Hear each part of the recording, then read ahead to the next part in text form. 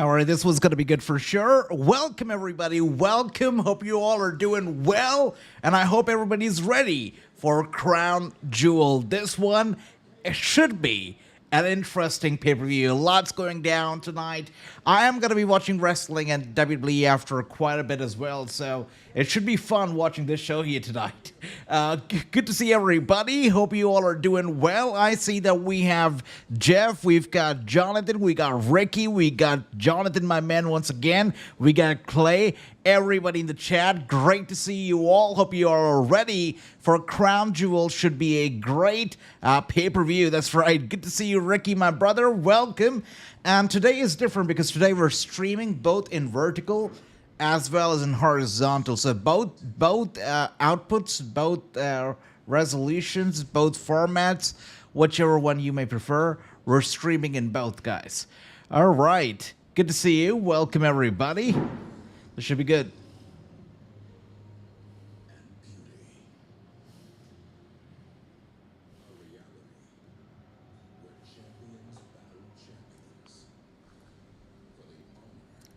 Champion versus champion. Do you guys remember the time when Night of Champions used to be a very legit pay-per-view that people actually used to look forward to every single year? I know that Night of Champions used to be my personal favorite pay-per-view of the year.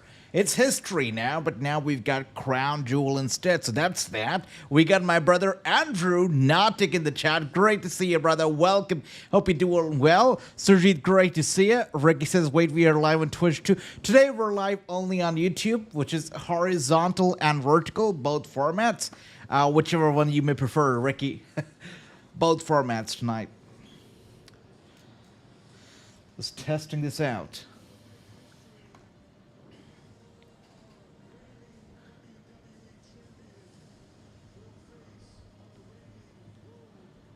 Jonathan, brother, great to see you. Welcome. Hope you're doing well. Great to see you. Let's see. Let me take a look.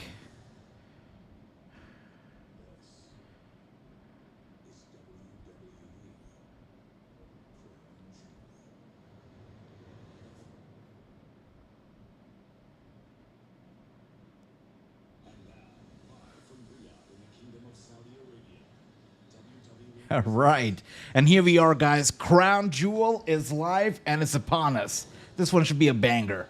I hope it's got to be a banger. That's right, Lawrence, welcome, my man. Welcome, hope you're doing well. We are watching Crown Jewel live right now.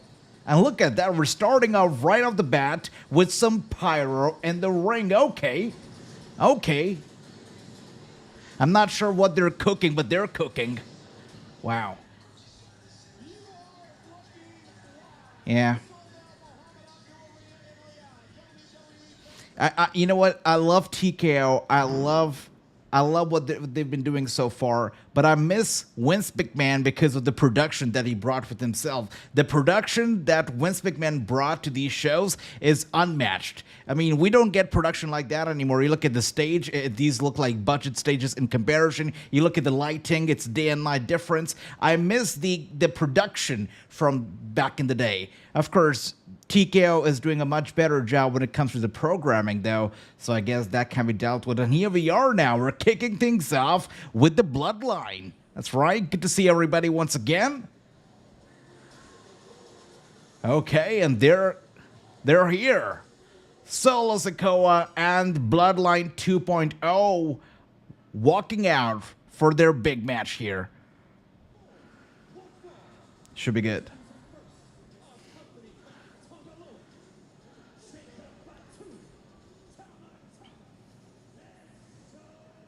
All right.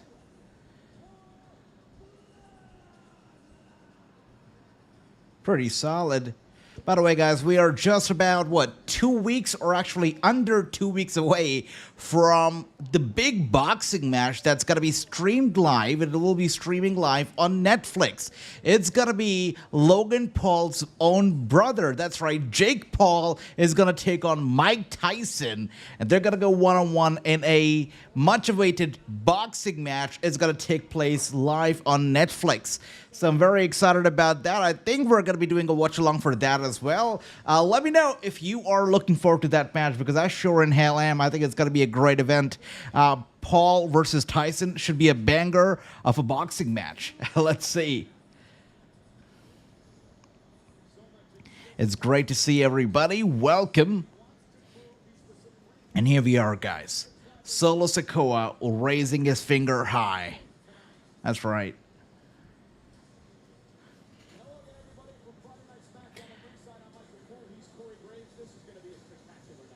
This one should be good.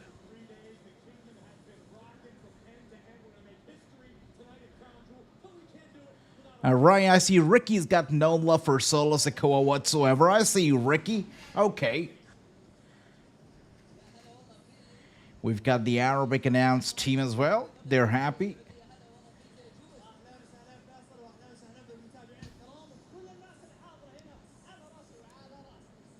I see the tomatoes, Ricky. Okay.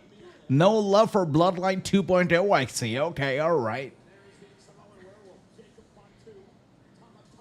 Out of all the 4 people in the ring right now, I mean, I'm a fan of Jacob. You know, Solo is good. I like Solo too, but I think Jacob is a special one here in this team, right? I mean, Jacob is unmatched. I like Jacob so much. I wish he was a part of the OC team, you know, Roman Reigns team. I would have liked that a lot better. We've got Abraham Hardy, Ab Hardy in the chat. Great to see you, brother. Hope you're doing well. Great to see you. Welcome, welcome. Jonathan says, justice for Drew.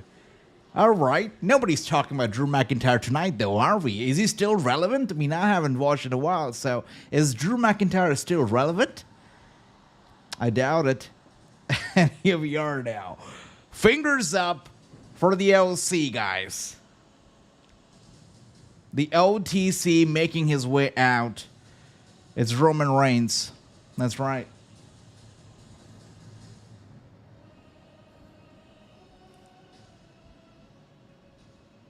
How can you not acknowledge this man, right?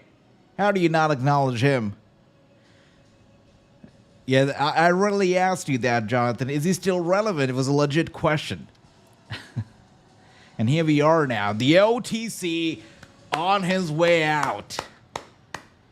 Hell yeah.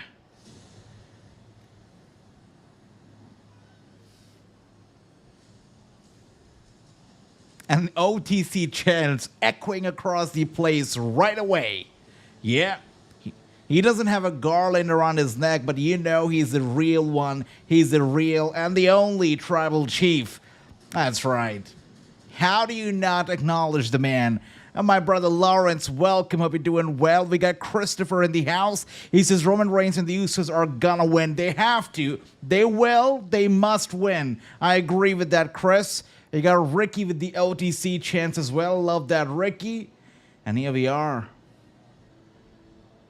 Saudi Arabia has just been touched by greatness. Roman Reigns, the OTC, making his way out to the ring. So it should be good. Yeah, Jimmy looks happy. He looks hyped up. He looks fired up.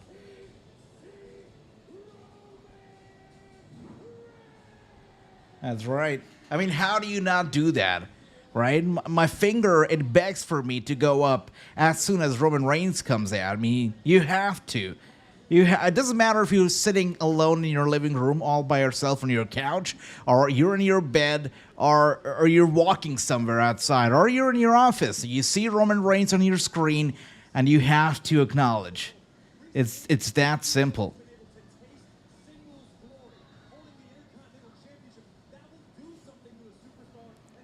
I hope everybody's doing well, by the way. I hope that you all are having a great weekend. That's right, Ricky. That's what I'm talking about. You know, we've got quite an interesting week coming up, by the way. Of course, Crown Jewel in itself is a great and interesting pay-per-view. But what we've got coming up this Tuesday is going to be revolutionary. You know, November 5th is the day that you all have to go out and you got to vote. You got to cast your vote. It's Trump versus Kamala, right? So you got to cast your vote November 5th. It's going to be an interesting day. All right. Back to the squared circle. Roman Reigns in the ring along with Jimmy Uso staring down at the Bloodline.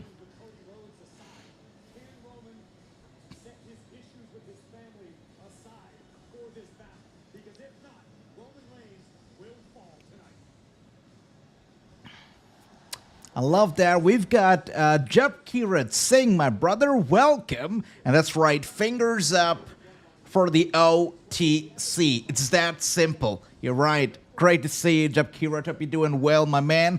Ricky says, I voted last week. AJ, I told you last Sunday. That's great, brother. You know, we all have the right to vote, and we all must vote. No matter what country, you must vote for the leader of your country. It's important. And for those in the U.S., I definitely must vote November 5th. It's crucial. Good stuff. Lauren says, AJ also could... I'm so sorry about your loss, Lawrence. You take care and, stay in high spirits, my man. Stay in high spirits. Much love. Sending a lot of love your way, Lawrence. You take care, brother. And here we are now. We've got the cool Uso coming out here, Jey Uso. You know, Jimmy and Jay, they're twins. They're both Usos, right? We love them both. But let's face it. Jey Uso is the cool Uso. There's no denial about that. And here we are now. That's right. Jey Uso with this thing. Yeah. That's what we're talking about. Love that, Ricky. Love that. Yep. And Saudi Arabia's got a lot of love over here for Jey Uso as he makes his way down through the crowd. Yep, yeet. That's what I'm talking about, Christopher. Yeah. You know, I don't know if anybody's ever worn those yeet glasses. I'd love to wear one of those one day just to find out if he can actually see through the yeet on his glasses. How does he do that, right? And here we are. Much love, Lawrence. Love that, Mr. Singh. Ricky says, hope Sammy don't come out. He was talking to Solo last Monday on Raw. You know, never a fan of Sami Zayn, so... I mean, if he comes out, I'm not going to be a big fan of that. We'll see. We'll see. You know, never been a big fan of Sami Zayn. I know that people loved Sammy when he was doing the comedy stuff with Roman Reigns. I never found that... very entertaining. It was okay. It was average to me, not anything great. So I've never been a big Sami Zayn fan. Let's see if he comes out tonight. I'm just happy to see all three of the brothers back. You know, Jimmy, Jay, and Roman. That's a match made in heaven right there. So I'm very happy to see the band is back together. That's great.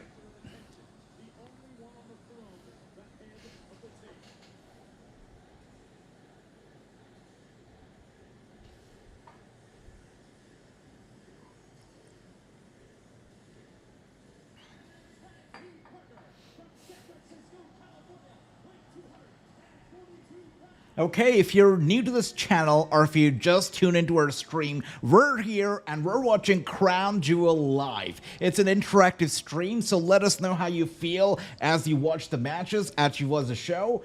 And we're going to be interacting, we're going to be talking, and we're going to be watching the show together, and we're going to have a banger of a time. So don't be shy, make sure to get in the comments, let's talk, and watch Crown Jewel. That's right, Jey Uso now finally in the ring after his long and elaborate and very interactive entrance, that is. Solo Sikoa doesn't look too happy. Yeah, he doesn't look happy at all. Roman's loving it, though. Roman's loving it. Yep. That's right, Japkirat, the OG Bloodline indeed. That's the only Bloodline to me. This Bloodline 2.0, that's no Bloodline to me. I'm not going to call it Bloodline. All right. This should be good.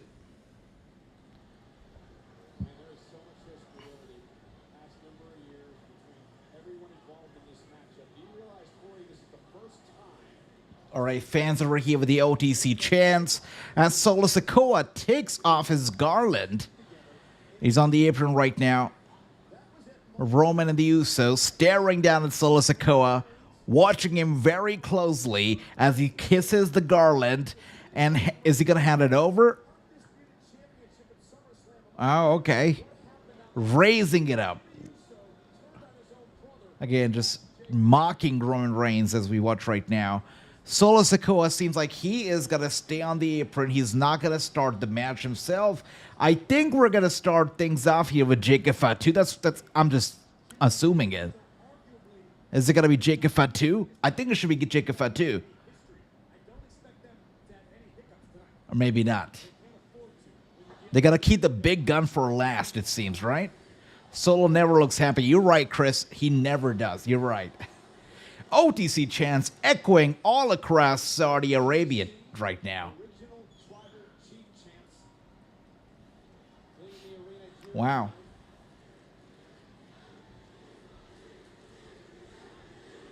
All right. I thought Roman Reigns was going to kick off the action over here, but it seems like the fans here, they want Jey Uso instead. Roman Reigns is going to give the fans what they want, and it seems like Jey Uso is going to kick things off right now. Cool. That sounds good. Tama Tonga, Jey Uso, they're kicking things off as we see right now. Let's go. This should be good. Come on. All right, Tama Tonga staring down at Jey Uso right now. Jey Uso, they're circling around the ring at the moment.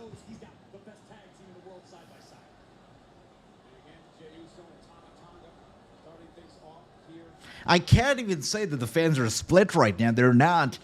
I don't see one fan here cheering Tama Tonga or cheering the Bloodline. They're all here for the Yeet Man. They're all here for Jey Uso and the OTC. And here we are now. Tama Tonga with the first shot of the match. He grabs Jey Uso from behind. There you go. First shot. Jey Uso's down. And now we got a series of kicks over here to Jey Uso. Jey Uso is down. Tama Tonga is the one standing it right now, scratching his back, digging his nails into the back of Jey Uso. And there you go, an elbow strike to the back of the head of Jey Uso in a little bit of trouble as we speak right now. Tama Tonga standing tall. That's right, Jeb Kirat. Love that.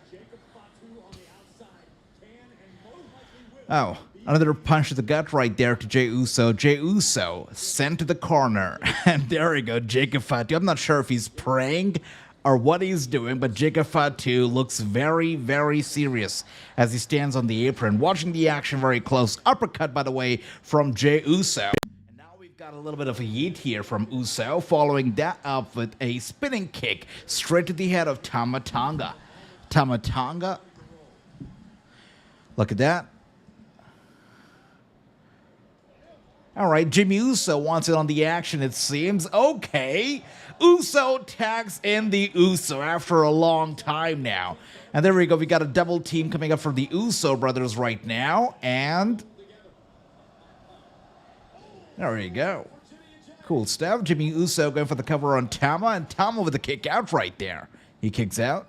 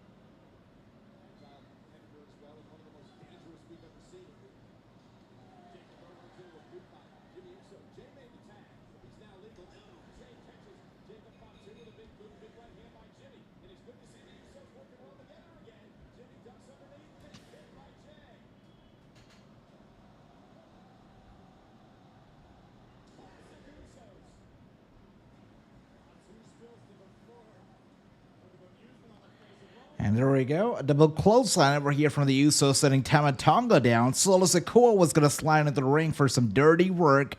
He slides out very quickly as well to safety. Usos standing tall. So it's the OTC, Team OTC, that has been dominating the Bloodline so far.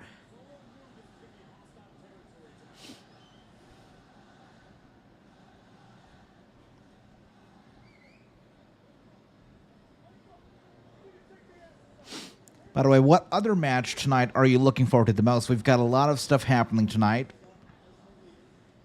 We got 7 big matches, of course, including this one right here. We've got the Women's Tag Team Championship on the line. We got the United States Championship on the line tonight, we got Randy Orton and Kevin Owens who are going to be settling their score. We got Seth Rollins and Bronson Reed. We've got the WWE Women's Champion Nia Jax taking on the Women's World Champion Liv Morgan. And of course, we've got Cody Rhodes versus Gunther. Lots of big matches taking place tonight. You know, out of all of those, I mean, I can't even count how many matches I'm so eager to watch. But one match that maybe I'm not too much into is the women's tag team match. But hopefully, you know, it's going to prove me wrong and it's going to exceed my expectations. Let's see. Wow. I thought Jay was going to tag in Roman Reigns, and it seems like Roman also expected for himself to be tagged in, but instead, Jimmy's been tagged in over here. Yeah, there's some confusion going on, it seems.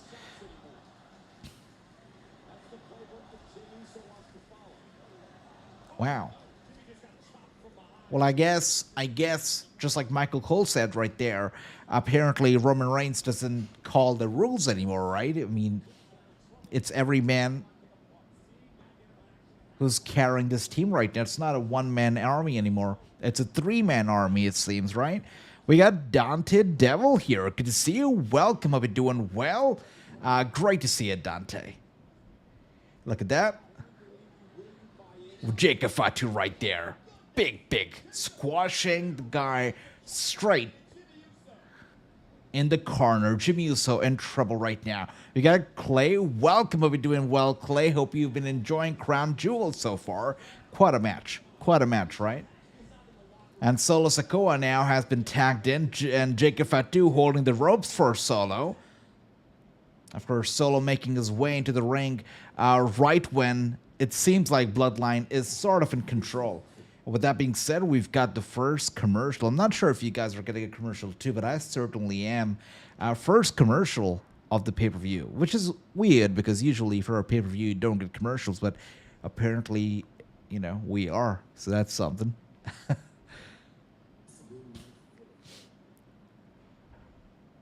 But a pretty sweet match to kick off the show, right? I wasn't expecting this one to be opening the show. I thought it was maybe going to be the co-main event, but here we are with the first match being Roman Reigns. Pretty cool.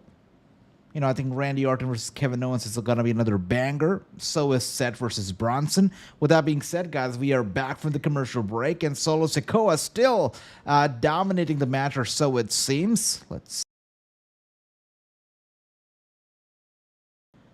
All right, and here we are.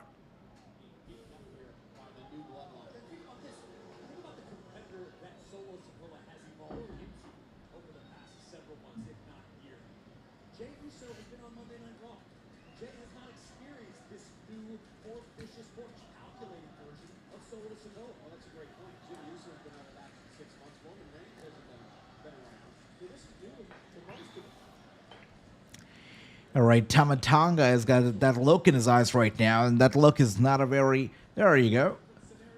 Jimmy Uso gets out of the way to safety, and now Jay in the ring right now with Tama Tonga, and here we are now. 2 big shots, 3, 4 big shots in a row right here. Jey Uso with some drip, and here we are, a big-ass punch straight to the chest. Tama Tonga is lights out, it seems. Yeah, he's dazed, he's dizzy. And now Jey Uso with a spinning, beautiful kick to the head of Tama Tonga. Not as smooth as butter, but it was a good move, right? I mean, I think that Tama Tonga still has got work to do. He, you know, before he made it to the WWE, all you heard about Tama Tonga was that he was a badass superstar.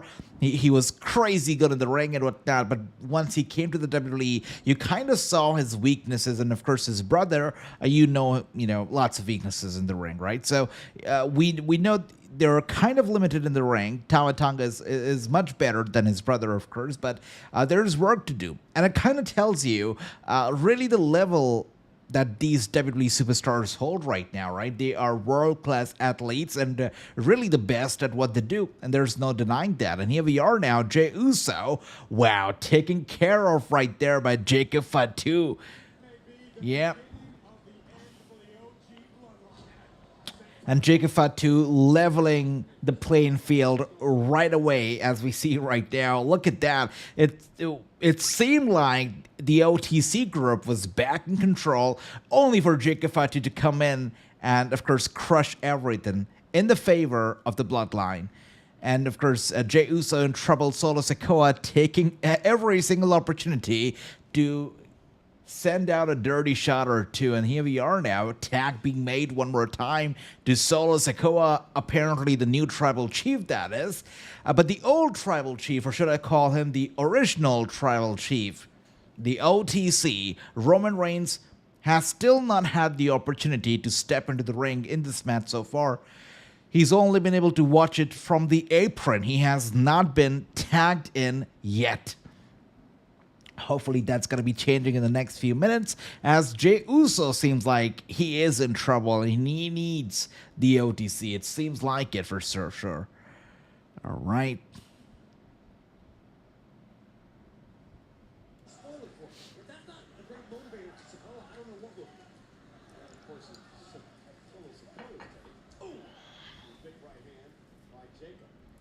Listen to the Usos on the other side of the equation. They believe that Solo Sikoa is trying to ruin the family legacy, but ruin the family heritage. They still cannot understand why he brought the Tongans into the fold. That has been a big issue of contention for Jade.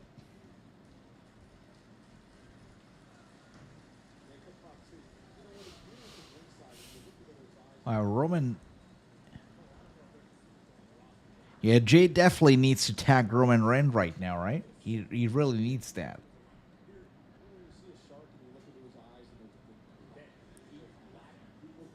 Jey Uso sent to the corner right there from Jacob Fatu, and an uppercut delivered to Jey Uso before Jacob tags in Tama Tonga. Tama Tonga now.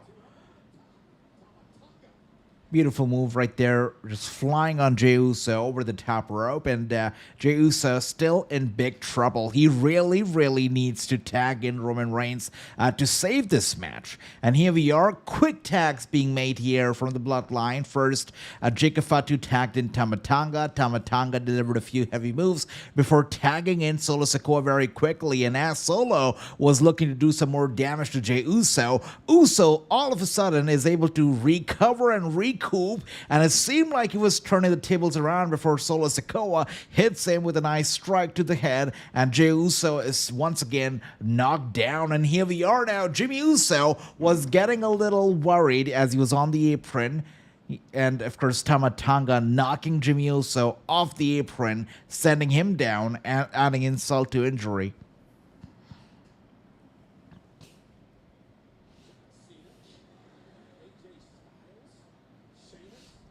Wow. Nice. Big ass clothesline right there from Jey Uso to Tama Tonga. Tonga is down once again. And the only man standing on the apron right now is Roman Reigns. Now, Jey Uso did not tag in Roman early on. Is he going to do it now? Oh, he has. There we go. Jey Uso tags in Roman.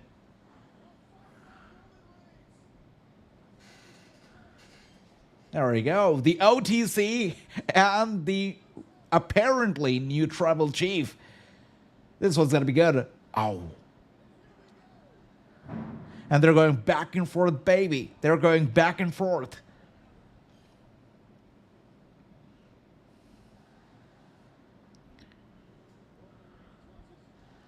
A nice uppercut here from Roman Reigns. Oh, a headbutt. Come on. All right, Roman Reigns is back in control over here. We got an Irish whip coming up. Solo Sikoa with a reversal. Beautiful. Roman Reigns is in control now. Let's go.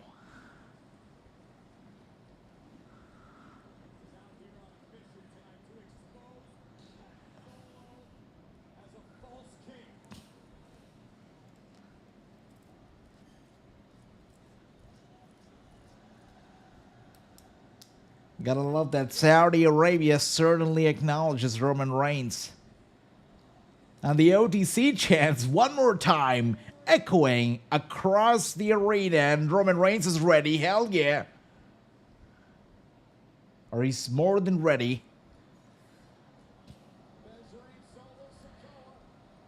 Is it time's up for the OTC? Let's go. Oh, dear.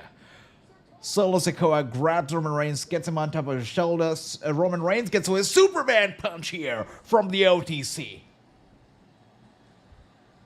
He's ready. Let's go. Oh, it's been a long time coming, Roman. It's been a long time coming. Something tells me there's gotta be somebody sliding in over here. Okay, Roman, let's go. Oh, come on. Knee to the face right there from Solo. Oh, come on. Don't let this be it. What? Oh. What? I thought that was a 3. I'm just glad that it was not, but wow. That was so close. I'm not sure if Jimmy Uso actually missed the timing over there, but wow. That definitely felt like a 3. Oh, had that really been a 3, that would have been such a flat finish. I'm so glad that wasn't it.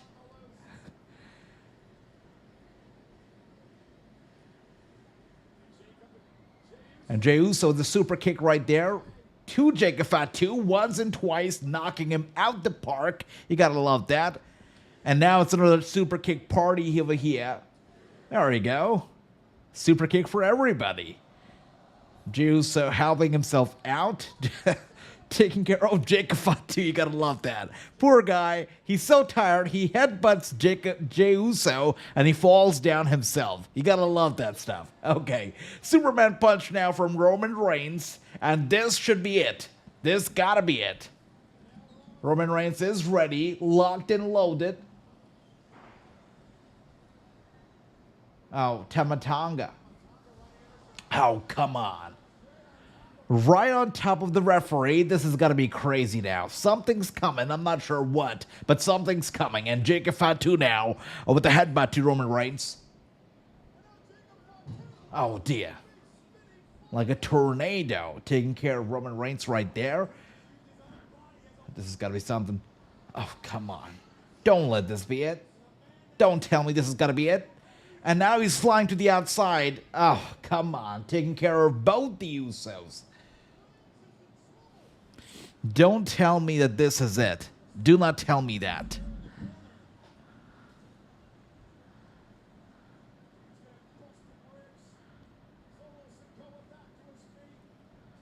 Damn. No! Another someone spike right there. And another one. Come on. This cannot be it. Don't let this be it. Come on. What? I cannot believe this. Come on. You gotta be kidding me. The OTC really flew down all the way to Saudi Arabia to lose to Solo Sikoa? Come on. You've gotta be kidding me. Nah. Nah. I can't. I can't.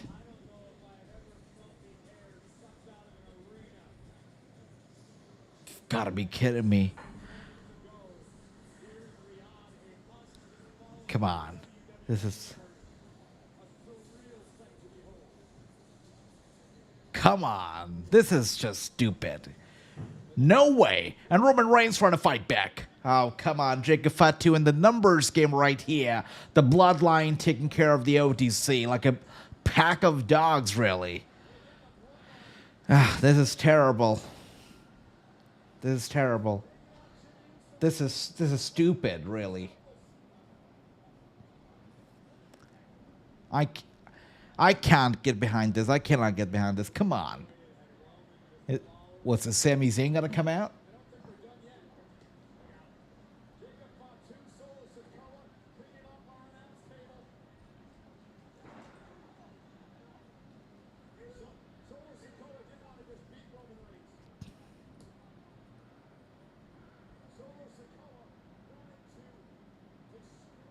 No way they're gonna put Roman Reigns to the table right now. And Jey Uso now with the save. That's right. That's right. What an anticlimactic way to start this pay-per-view, really. What an anticlimactic way. We're starting out with some anticlimactic stuff. Are we going to end the show with the anticlimactic stuff too? I guess not. I think Cody's got to win. Let's see. Jey Uso now being taken care of by the Bloodline. Oh, come on.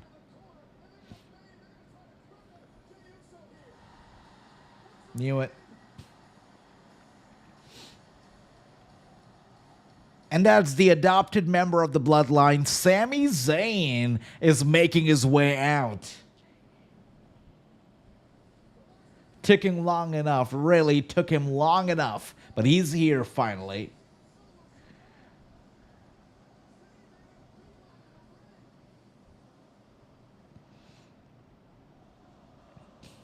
And the fans are singing along. We had Jonathan saying, I swear that was 3. Must have been a mistake. I agree, Jonathan. That definitely seemed like a 3. It did. It did.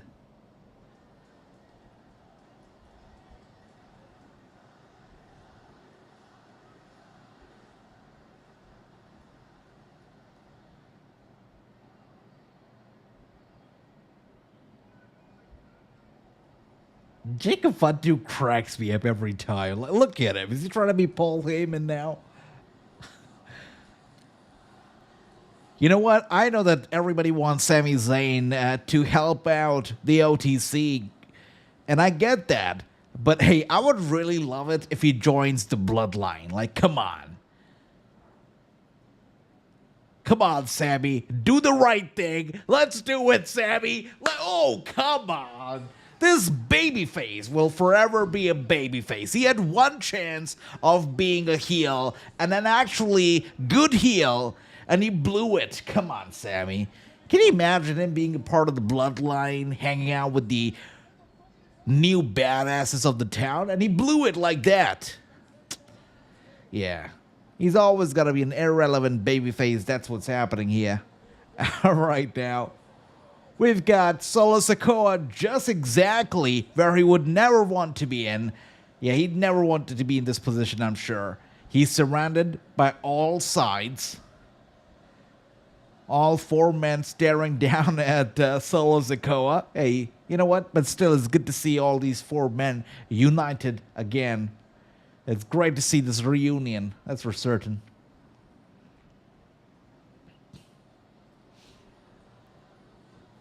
Oh, what?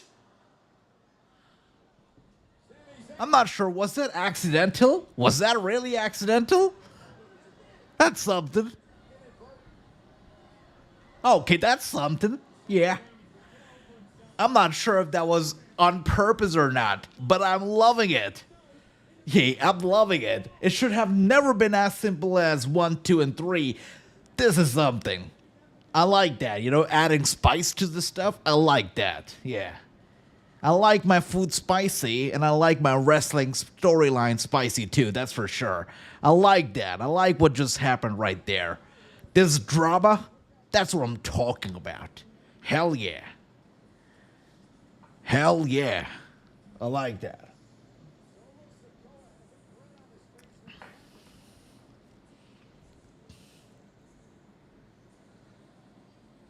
That was good. That was better than the actual finish of the match, I'll tell you that. That was good. That was good. It's something to look forward to now, right? We got Jonathan saying, if Drew McIntyre was here, he would have never let that happen. If Drew McIntyre was here, I would be sleeping, Jonathan. I'll tell you that. I'm kidding. Maybe not. Jonathan says, where is The Rock? I know, right? Where's The Rock when we need him? Exactly. Just Spirit says, oh my God, Sami, that's right. Look at what just happened right there with Sami and Roman and the Usos, right? This is, it's good. That was good. That was great. We got Ricky saying, I love you, Solo. I see that. Well, that was probably the worst opener I've ever seen. You think that was worse? I mean, you know, we've still got some matches that I'm actually not very excited about. I'll be honest with you. The women's tag team championship fatal 4-way match. I'm not a big fan of tag team matches itself. And then you talk about tag team fatal 4-way matches. And then you add women's tag team women's tag team fatal 4-way match. I'm not really looking forward to that one. I think that's going to be a snoozer. Then you've got Seth versus Bronson Reed. I guess I'll take it, but not very enthusiastic about that. But other than that, I feel like it should be a great pay-per-view. Let's see. Fingers are crossed, Jonathan. And we got Ricky saying, Sammy, you suck. I love that, Ricky. I love that passion.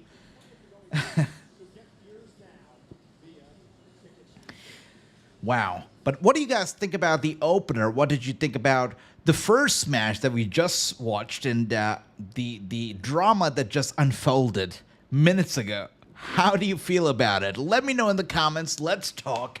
For me, I did not like the match or the finish of the match a lot, but the drama that unfolded later on with Sami and Roman and the Usos, that is what I liked. So that was cool. Come on. Is this bathroom break time already? I'm kidding. But we've got the women's tag team championship fatal 4-way match coming up. And not a big fan of tag team matches, and that to tag team fatal 4-way matches. But let's see. Let's give this one a chance, right? Let's give this one a chance. All right, we got Ricky saying, Sammy, you suck. I like that, Ricky. Jonathan says, November 4th, live from London, Solo versus Cody, street fight for the Undisputed Championship. Really? That's going to be a banger. That's going to be a banger, Jonathan. Okay. I like that. But tonight it's going to be Cody versus Gunther, and this one's going to be great for the Crown Jewel Championship. I really hope, I like the concept of it, it sounds promising to me. And I know how excited people are when it comes to this Crown Jewel Championship. But the only thing that kind of keeps me from being super excited or super, invested in this whole thing is that this is not the first ever, by the way, Saudi Arabian exclusive championship. We also had the greatest Royal Rumble that took place in Saudi Arabia years ago, which of course also featured the Titus O'Neil slip. We all know that. But Braun Breaker, he won that Royal Rumble. He won the greatest Royal Rumble in Saudi Arabia. And he did not, I'm sorry, not Braun Breaker. Not Braun Breaker, I'm sorry. Braun Strowman. He won that Royal Rumble. And he also won a championship, right? For winning that Royal Rumble. And we thought, okay, that championship is going to be a Saudi Arabian exclusive championship. And it's going to make a comeback every single year or every single event. But that title was never seen again on TV, off TV, ever. It's disappeared from the face of this planet, really. So I'm not sure if this championship is gonna, stick around a lot. So let's see. Time will tell, I guess. We've got Jonathan saying, I think the match just shows there are still cracks in the OTC bloodline. I felt like there wasn't much teamwork. And yes, definitely. And that's really a great analysis of the match. Because if you, watch bits and pieces of it, there were times when Jay wasn't tagging in Roman, when it seemed like, Roman was expecting to be tagged in, and there was some cracks were visible between three of them. It seemed like Jimmy and Roman are kind of sticking along, but Jay also feels he's just as big now as Roman, right? So he doesn't need to be like a henchman for him.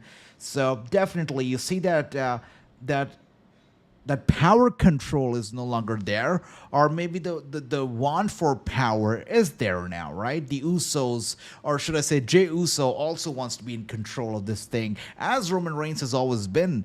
So it's got to be an interesting position. Of course, great storytelling thus far, but we shall see how it fares in the long run.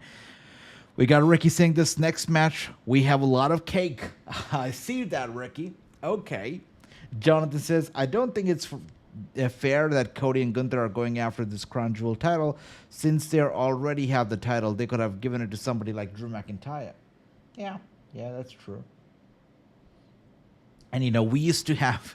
I really like how the WWE, they take formats of other pay-per-views and try to squeeze it into Saudi Arabian pay-per-views. Like, we just talked about it. The greatest Royal Rumble, right? We had, I believe, the Elimination Chamber also in Saudi Arabia once, right? then of course right now what we're going to be witnessing tonight is basically the same format as the Night of Champions. So I like how they try to take bits and pieces of different pay-per-views and, you know, try to introduce it as something new in Crown Jewel. But let's see how this fares and how long this actually continues, because I've got my doubts. Yeah. Let's see. That's nice, Ricky. That's nice. I hope that match is not going to be against Brock Lesnar, though. Yeah.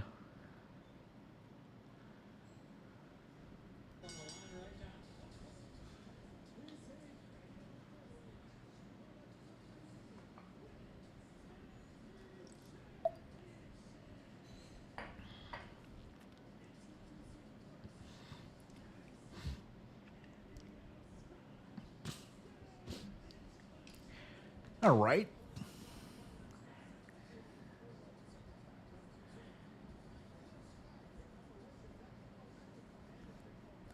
You know, good for Damage Control for still being a thing. A few months ago, or should I say maybe a year ago, I thought Damage Control was just nothing but full of cracks. You know, I thought it was going to split open and it's going to disappear like no tomorrow. But Damage Control stuck around. It's still apparently a thing. So good for them, I guess. Good for them. Anil, my man, good to see you. Welcome. Hope you're doing well, and hope you guys have been enjoying Crown Jewel so far, right? Banger of a pay-per-view, or maybe not. Let me know what you think about it so far.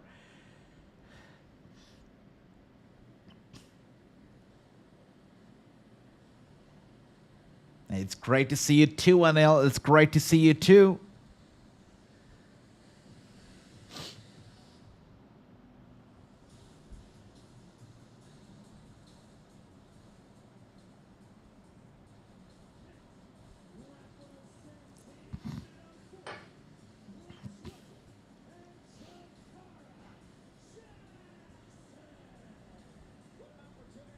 This should be good.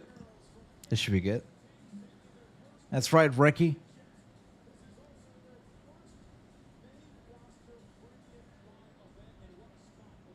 They definitely have a chip on their shoulder, right? They're coming over here all the way from NXT, and this is their first ever main roster pay-per-view.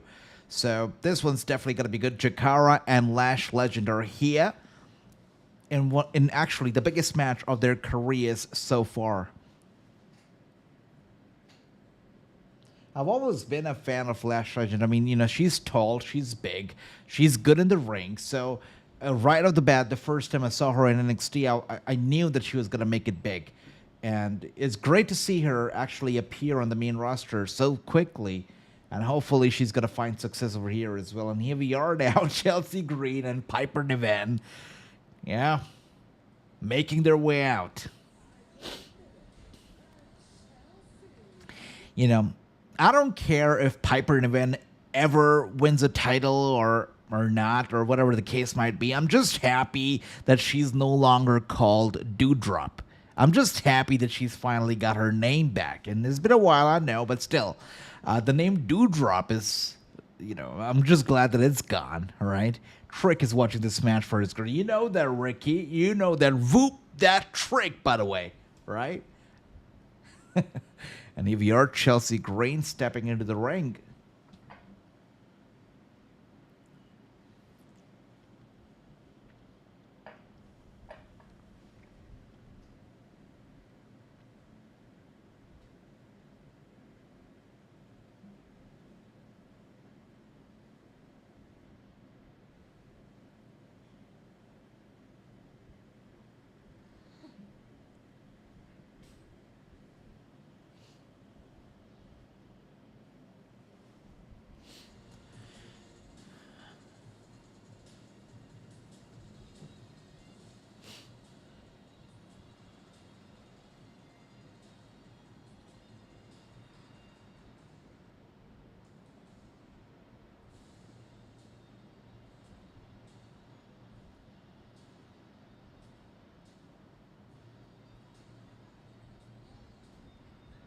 All right, Jade Cargill looking good as she comes out. Jonathan says, I never thought I would see Roman Reigns open a pay-per-view.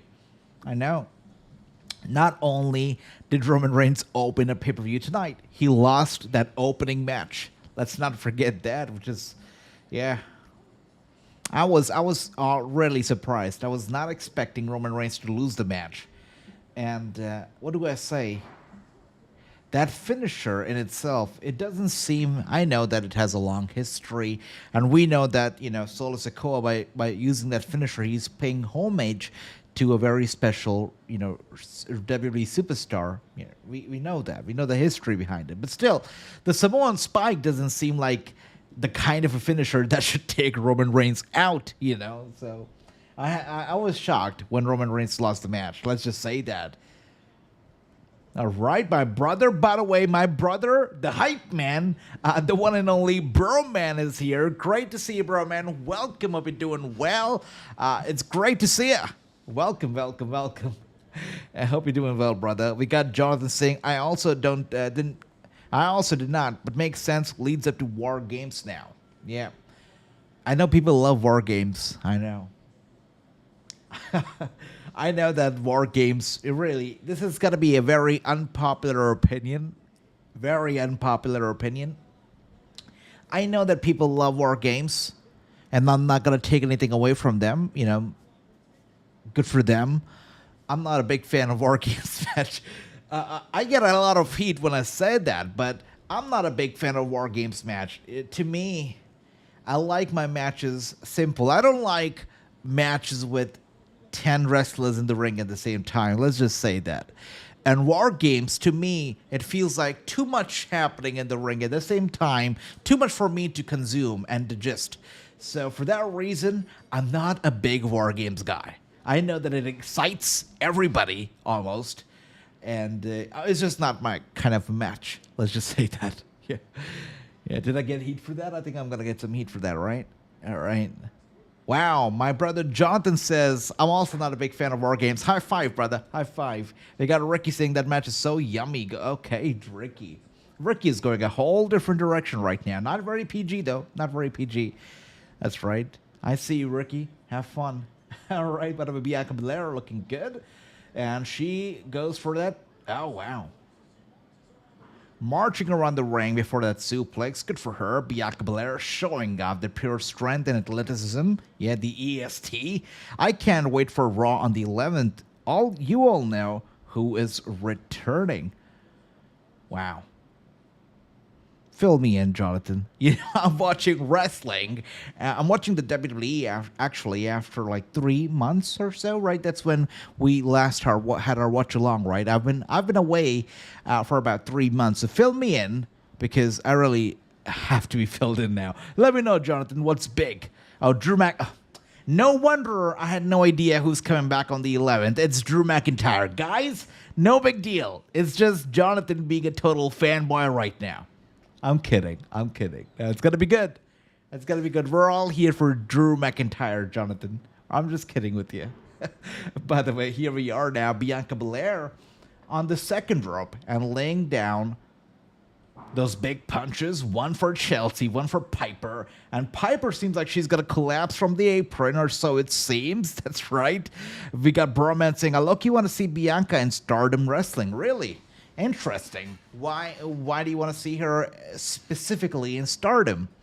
Let me know. That's an interesting one, Brother Broman. Let me know what makes you want to see her in Stardom. Interesting.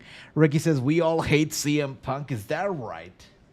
He's blocked me on Twitter. He's blocked me on Instagram. So I guess that gives me enough room to have some hatred for CM Punk too, right? But I don't hate him,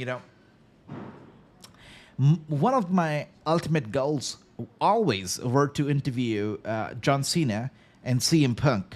And I had the pleasure of interviewing John Cena, last year. And I really want to interview CM Punk at least once.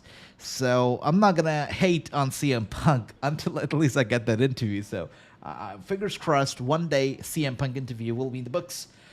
So that's that. And here we are now. By the way, Lash Legend has tagged herself in. And Jade Cargill tossing Chelsea Green like a doll to Lash Legend. This one, this is the match that I want to see. I want to see Lash Legend versus Jade Cargill. But I guess we gotta wait for that, you know, or we'll just have to settle with the teaser, I guess, because now it is Lash Legend and Chelsea Green in the ring at the moment. I have blocked CM Punk says, I like that, brother. I like that a lot. Okay. We got Ricky saying, didn't come after me about I was speaking on CM Punk. I see. I know CM Punk got crazy. Yeah, no. CM Punk on social media, he's very, very reserved. Yeah. We got Broman saying very fast paced, and she works well with Io Sky, so I know she can work well with have the roster there. That's a good one. Yeah. Now Bianca Belair is special. She is very talented. By the way, what is your opinion on Jade Cargill? You know, when she first came in, people thought that she can't hang out with the rest of the roster. There were some speculation, rumors, you know, from the dirt sheet saying that the WWE producers, executives were not very happy with Jade Cargill's performance as well. That was just a rumor, you know, all that stuff. But what do you feel about Jade Cargill now that she's been around for quite a bit in the WWE? Do you think she's improved in the ring? Do you think she's even a bigger superstar than she was previously? Let me know. I think Truth shows up only for AEW. Maybe he's busy, Ricky. Maybe he's busy. You know, I know that my brother James, right? James, he's a big wrestling fan. He watches all WWE pay-per-views at least. And I know that he never watches these Crown Jewel pay-per-views because he doesn't like watching Saudi Arabian pay-per-views. That's his thing, but, you know, he never shows up for Saudi Arabian shows. I know that. And Chelsea Green now.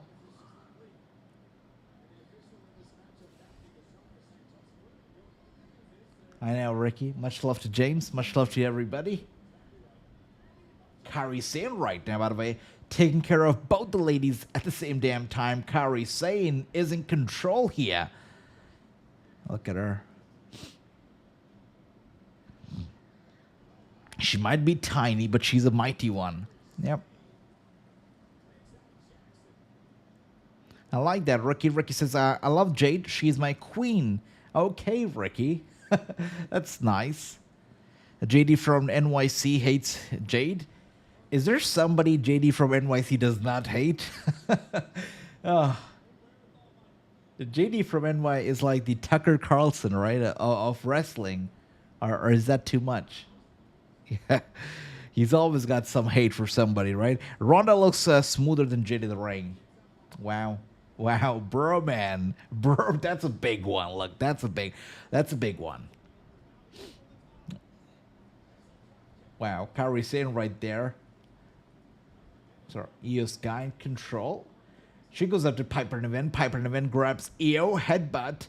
And now she takes care of her, really does. Io Sky. Bianca Belair tags herself in. Piper does not realize that, or hasn't realized that yet. It's so nice having no stress knowing Drew McIntyre is not fighting. I was so angry after Bad Blood, says Jonathan. I know you must have been angry after Bad Blood. I was hoping to do the Bad Blood watch-along, but wasn't here. But I'm glad that we're here finally. And, you know, hopefully we're going to be doing a watch-along for Monday Night Raw as well. And here we are now. It is finally that time, the time that we were looking for, waiting for. It is Jade Cargill and Lash Legend. And Lash, look at that big-ass slap to the cheek. And now we've got a nice... Oh, dear. They're trading strikes over here. They're trading elbow strikes and punches to the chest. And now we got a super kick here from Jade Cargill to Lash Legend. Lash Legend was about to return the favor. And now a kick to the thigh of Lash. Lash is down. Jade Cargill is feeling it. Yeah, she knows she's in control. And now Piper Niven, wow, takes care of both Jade as well as Lash. Oh dear, Chelsea Green was looking to capitalize on the situation, cover either of the two ladies, but both of them rolling out to the ringside area to safety where they cannot be covered. Smart strategy, that's for sure. And I know, Ricky, I know. That's right. By the way, 17 likes, that's great. Make sure, guys, if you're here for the first time, to comment and join the chat. It's a very interactive stream where we talk about the pay-per-view in its entirety as it happens, as it all unfolds right in front of us right now. So make sure to comment and make sure to like the button as well. And here we are now. Piper and Chelsea do not realize what's happening. Gotta love that. Kairi Sane just flying down on both the women right there. And Io Sky could be looking for a moonsault, it seems. Oh, hey, that's right. Moonsault to Chelsea and Piper. I'm not even sure why Kairi Sane fell down. I mean, she touched nobody. Jonathan says, I'm preparing some soup. Have got the stream on in the background. My brother Jonathan, much love to you. What soup are you preparing right there? Let me know. Let me know what Jonathan is cooking. Look at that.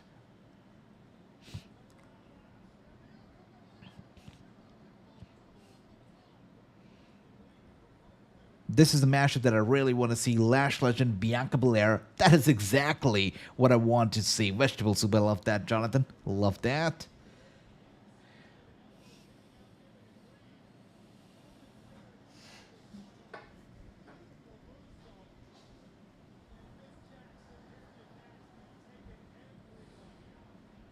This match is indeed wild. You're right about that, Ricky.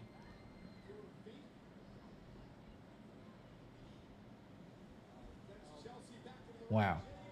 Chelsea does not realize who she's in the ring right now with, but Jade Cargill grabbing her from behind. This should be it. Oh my goodness. Is that Io Sky? Io Sky carries in with the save right there, or Jade Cargill would have actually won the match. That match was almost over. Had it not been for Kairi and Io, the match would have been over fair and square right there. Wow. Bianca Belair now getting in the ring, trying to clear the ring of Kairi, of Io. And now Io Sky grabbing Bianca Belair from behind. They're looking to double team Bianca Belair, and it seems like they're going to do it. Are we looking at a German suplex from Io Sky? That was a weak one. That was the slowest, softest German suplex I've ever seen. You know, no offense to Io Sky, but that was soft. Anyways, she delivers it to Bianca Belair. Bianca Belair is down. Kairi Sane kicking Jade Cargill, trying to get her out of the ring, and she does. That's right. And now, beautiful, beautiful, beautiful elbow drop right there on Bianca Belair as well, who also rolls out of the ring to safety.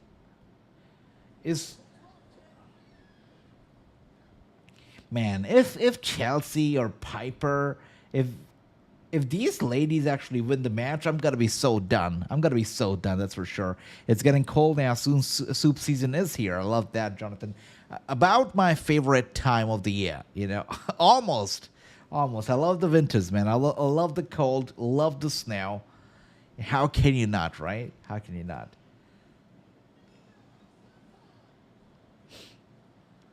I know, Ricky, I know you're loving this match for more than one reason. Or should I say 8 reasons to be precise, right? I know, Ricky. And now Chelsea and Piper, I swear, if these ladies win the match, I'm going to be so done. And Jade Cargill taking out Chelsea Green. Piper does not realize that, and she falls down hard on Chelsea. Chelsea is possibly feeling just as betrayed as Joe Biden did when he was knocked out of the Democratic... I'm sorry. I probably shouldn't go there. Okay. Wow. Weedham, great to see you. We also love our pumpkin spice latte in the chat. Hell yeah. Hell yeah. All right, Bianca now going for the cover on Piper. And there we go. Jade and Bianca, the winners.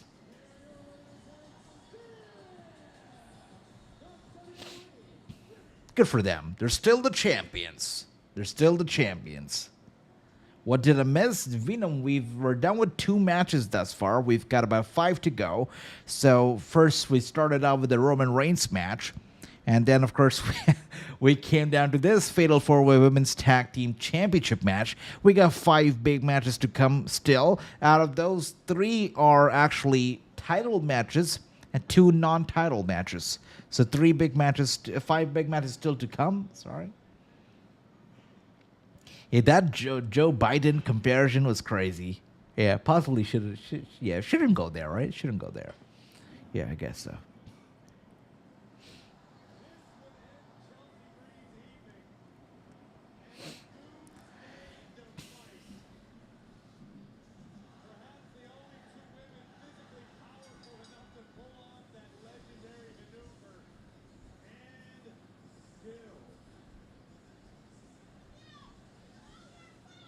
You know what I really want to see is Jade Cargill versus Lash Legend in a one-on-one match. I think that's where the real money is at.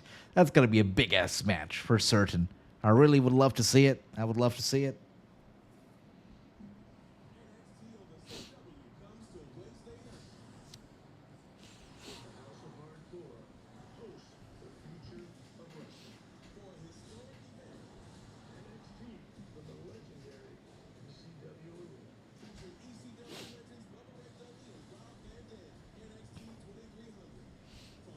Wow.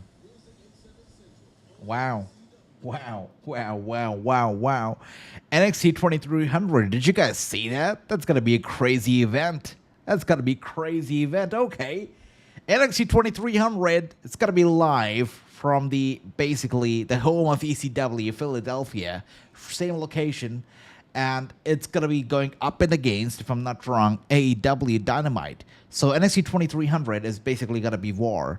And I'm in for it. We're going to be doing a live watch-along of NXT 2300 for certain Wednesday night. So make sure, mark your calendars, because we're going to be so here, and we're going to be so live for NXT 2300 this Wednesday.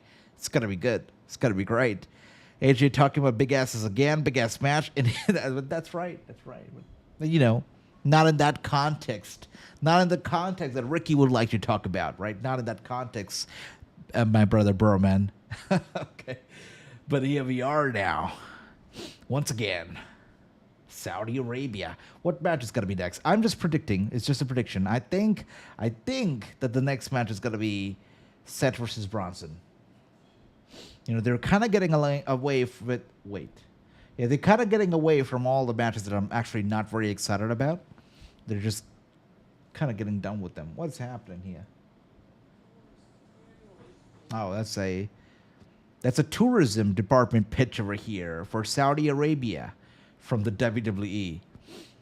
Do you guys feel compelled to visit Saudi Arabia one day after watching Crown Jewel and all these Saudi Arabian tourism promotion that they do through the WWE? Do you feel compelled, or do you feel like, hey, one day I'll go to Saudi Arabia, I'll spend my vacations there once, maybe one day? Let me know if you ever feel compelled to do so. Jonathan, my brother, says, no, it's too far away. I see that. That's a legit one. Yeah, Ricky says NXT ECW. That's right. It's got to be good. You know, they also don't speak English there. I'm sure that there's got to be a percentage population that speaks English in Saudi Arabia as well. You know, I feel like English is such a global language now that, yes, you know, local people, many of them, they wouldn't probably speak English, but there's got to be a very good majority that would speak English, I feel.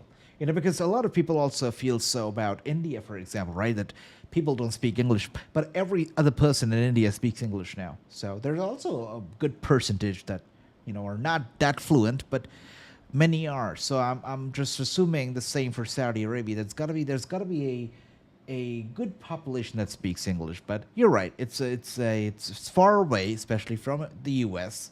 It's quite far, and honestly, you know, Paris is closer, the UK is closer, Germany is closer. You know, a lot of the European countries are closer, and you know, it just makes sense. Save some money, visit Paris, right? Save some money on the flights. All right, and as I said, I was right. Seth Rollins versus Bronson Reed is indeed the match that is up next. I'm not a Bronson Reed guy. I'll just tell you that right now. I'm not a Bronson Reed guy. Is anybody over here a Bronson Reed guy? Don't worry, I'm not going to judge you, but let me know. Are you a Bronson Reed guy? Yes or no? Let me know in the comments, guys.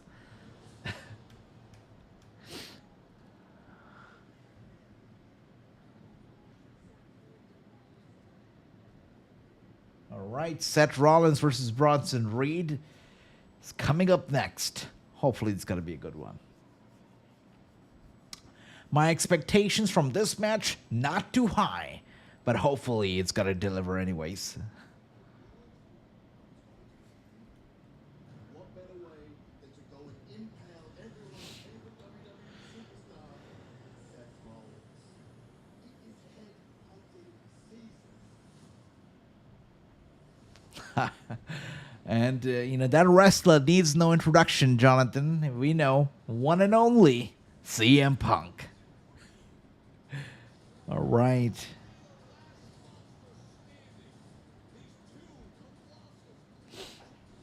By the way, let's talk about this right now because they're playing, basically doing a replay of it, right? The ring break between Bronson Reed and, of course, Braun Strowman. I saw clips of it on social media, and even though ring break is always a pretty big thing, right? I mean, the last ring break that I can actually recall right now is Mark Henry and the Big Show from like 2014. I think 2014, right? I think so. That's the last ring break that I can actually recall, and that was a big one. That was very impactful, right? I still remember it years later, or maybe a decade later, I remember it. This ring break, though, a lot of people complain on social media that it didn't feel so special, didn't feel so huge, didn't need to happen, all that kind of stuff. So, yeah, I kind of, let me know if you felt the same about this ring break, because I certainly did. It kind of didn't really excite a lot of people as much as it should have, I think. All right.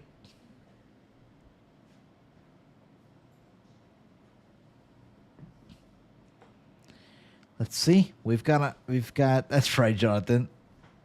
Wow, Ricky's excited about this match, it seems. Yeah, Ricky's ready, or he seems ready, at least.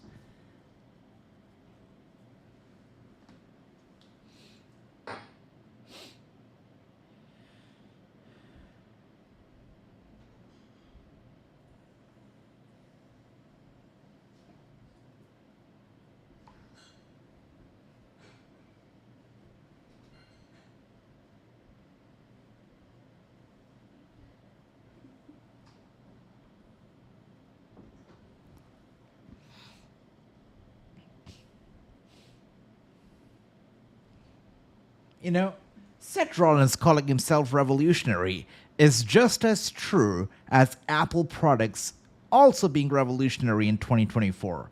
They're not. They're simply not. And neither is Seth Rollins. I wouldn't call this guy the revolutionary anymore. Yes, he was at one point. He was revolutionary, and he really changed the game. And he still is a great wrestler, but would you still call him revolutionary? I don't think so. I've got my doubts. Would you call Apple products revolutionary? Hell no. Hell no. We're still getting 60 FPS for like an $800 phone, so absolutely not. All right, and here we are now. Seth Rollins in his 11th career match in Saudi Arabia, by the way. That's how long these guys have been visiting Saudi Arabia for. 11th Seth Rollins match in Saudi Arabia. Good for him. Good for him, right? They love him down in Saudi Arabia. That's for certain, right? That's for certain. Yeah, the fans were making some noise. We got Jonathan says, wow, we having nearly 20K subs. I remember being here when we had 15 and 2 people in the chat. Much love, my brother Jonathan. Thank you. You, Ricky, True. You guys really, Venom, all you guys. Bro, man, my man. All of you guys, really big reason for why we're still doing this and we're still here. So thank you. Cannot thank you guys enough, really. Thank you. And here we are now, Seth Rollins looking confident. Anyways, I think we're all here for Seth Rollins, right? I don't know. Does anybody expect or does anybody want Bronson Reed to win this match? Anyone? Yeah, I thought so. Let me know if you are one of the few who actually want Bronson Reed to win the match. Let me know. Let's see.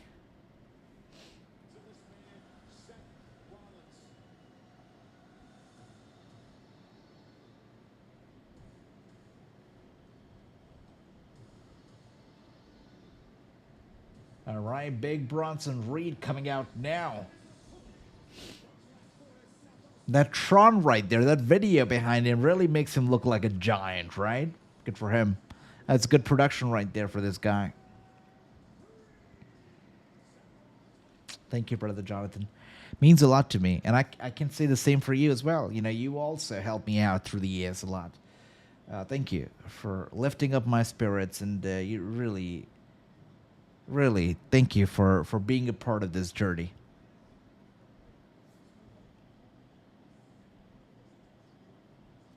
And here we are now, Bronson Reed. Look, this is one of the reasons I cannot take Bronson Reed very seriously. That outfit of his, right? The colors are not right. It doesn't make him look intimidating, really. Makes him look like Super Mario, if anything else. The colors are not right. The outfit is not right. Yeah, it's one of the things that really stops me from being a big Bronson Reed fan, really. I think I'm being a little bit picky right now, but it's true. And here we are now, Seth Rollins throwing his jacket on top of his head. Bronson Reed, wow, still getting out of it, just tossing Seth Rollins down the ramp, and down he goes. Bronson Reed following him up. Oh, wow. Big boot to the face of Bronson Reed, and Seth Rollins was going to go for a big-ass chop across the chest. Bronson Reed stops him, grabbing him by the throat, pushing him to the barricade. The fans were loving it. They're loving it. Exactly. That's what I'm talking about, bro, man. I mean, Bronson Reed comes out over here like King Kong, right? Like he's the next, I don't even know, Demolition, or he's the next Man of Destruction, right? But he wears like bright as yellow, black, white. I'm not sure what's going on with that outfit, but that outfit really should not be there. I think he would look a lot more intimidating just in like a pair of trunks. Not that singlet. Really, it's not working out. It's not working out. All right. Let's see. We got Seth Rollins now following up Bronson Reed around. Oh, wow. And Bronson just tossing him to those office chairs. Seth Rollins is down. Is that Mike Rome? Is Mike Rome trying to be Justin Bieber? Did you see his hair? Wow.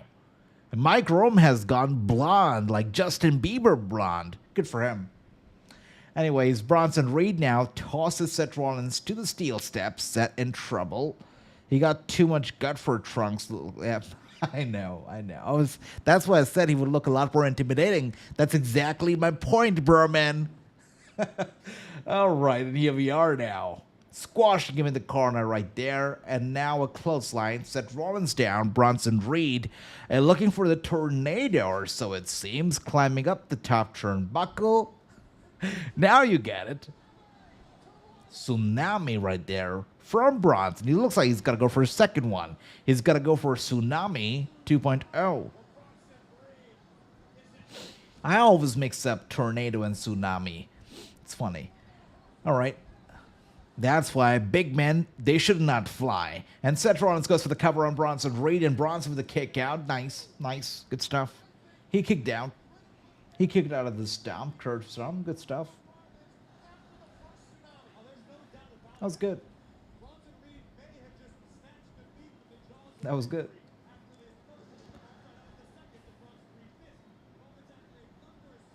Wow. By the way, look at the back of Seth Rollins. You already can see the impact of those chairs, I believe. I mean, Bronson, he tossed Seth Rollins over the barricade onto those chairs, and it seemed like the chairs were not really going to hurt him because, you know, they all had like the padding and the leather and whatnot, but it seems like it did cause some damage as Seth Rollins, his back kind of bruised and already bleeding a little bit. So, wow, that definitely took a toll on his body.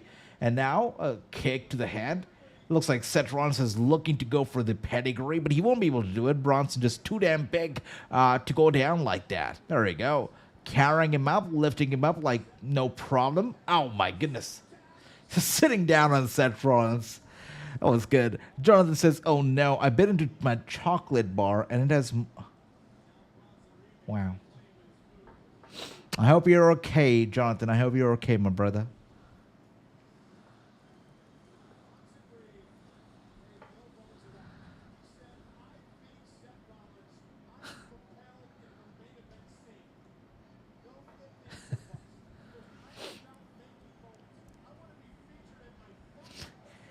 I'm kind of like you when it comes to that. You know, I like my chocolates nice and plain. I don't like a lot of nuts in my chocolates, you know. And I'm not a big fan of that. So I get you. I get what you're trying to say. That's good, Jonathan. Snicker always to the rescue. And here we are now. Bronson Reed kind of showing off to the fans.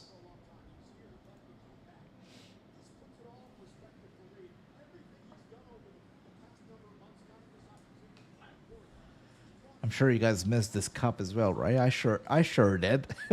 When I'm not streaming, I'm not drinking from the good old Wrasslinews cup, so I totally missed it. And the tea is delicious. I'm sorry, the coffee is delicious. Just what I needed right now. And here we are now. Bronson with a big-ass chop across the chest of Seth Rollins. Once again, Seth Rollins goes down, but not out. He's not out. He might be down, but he's not out for certain. Rollins trying to get it back to his feet over here. Bronson grabbing him from behind, grabbing his hair. And a nice punch to the ribs right there. Yeah, Seth Rollins feeling the effect of the punch for certain. Bronson grabbing him from behind, lifting him up. Seth Rollins trying to get away, back on his feet over here, kicking Bronson away, trying to get him to the ropes. And wow, he's looking to... Oh, come on. That's why you don't lift up such big-ass men, right? Seth Rollins was looking to body slam him, but instead he falls back on his back instead. Bronson attempting the cover, but Seth Rollins with a kick out. The match continues.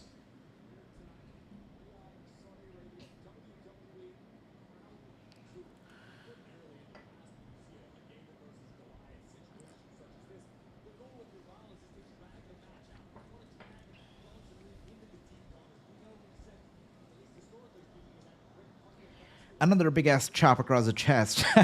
And Bronson and Seth Rollins are trading those chops right now. Look at that. And Bronson, headbutt to Rollins. Rollins goes down. Is it chai in that mug or is it coffee? It's coffee for certain. It's coffee for sure. And it's a delicious cup of coffee, I'll tell you that. It's delicious.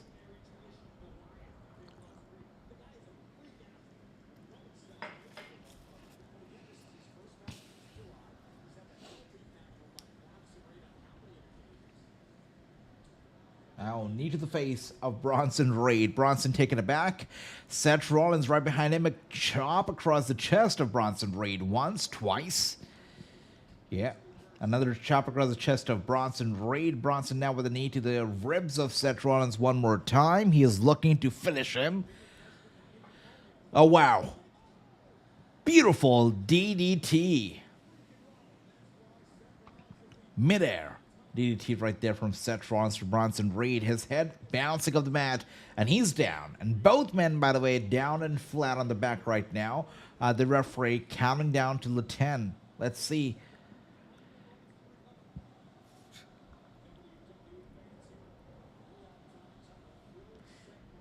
This match is actually not bad, you know. I did not really have a lot of expectations from these two, but not a bad match.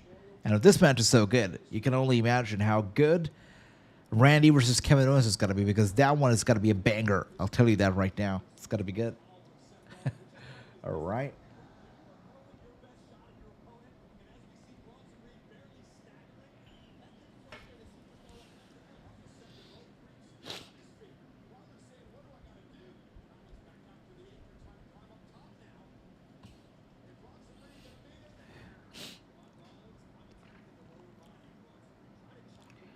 And Bronson Reed slowing down Seth Rollins, getting him up top of the turnbuckle. A chop across the chest once again. Look, this is another classic mistake. No big man should be anywhere near the top turnbuckle, and Bronson Reed making that mistake once again. I'm not sure how well this is going to fare, but I don't think it's going to be too good for Bronson Reed. Look at that. Now, I told you so, Bronson. I told you so. If only he could hear me, right? A headbutt to Bronson Reed, and he collapses. Yeah. That tsunami in a whole different way that he did not want. And there you go. Frog splash right there from Rollins, going for the cover on Bronson, and Bronson kicks out at a 1. Interesting. I thought that was going to be probably it, but he kicks out. He's kicked out so far of the curb stomp. And he's kicked out of the frog splash. That was a big-ass frog splash, by the way. Good for him. I mean, Bronson Reed kind of exceeding my expectations, should I say. Pretty good. Pretty good.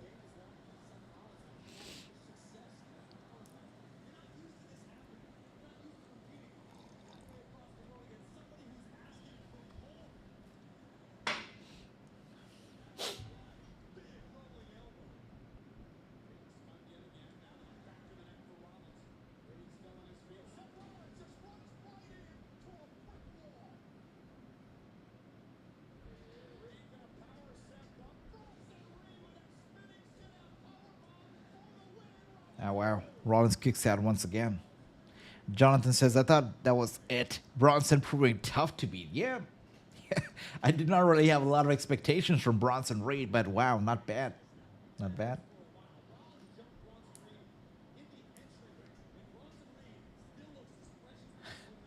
Look at that. Taking care of it once again. Leveling out Seth Rollins just like that. Going for the cover. And Rollins with a kick out one more time.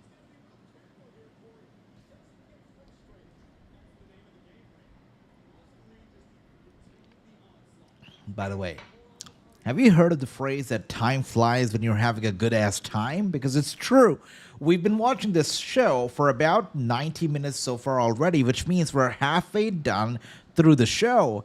But doesn't feel like it. I thought it's been possibly like 45 minutes or maybe an hour at max, but 90 minutes, that's good. Yeah, time really does fly when you're having a good-ass time. That's for sure.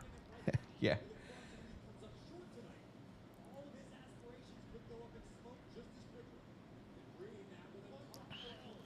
And Bronson.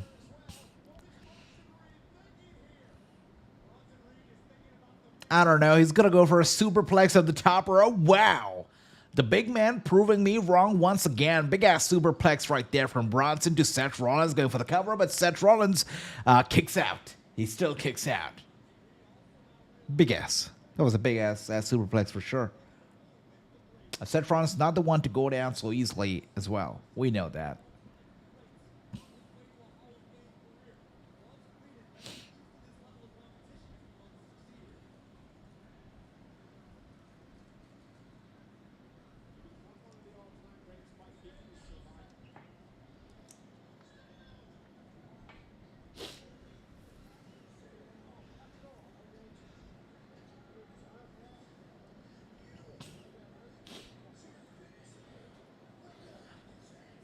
Wow.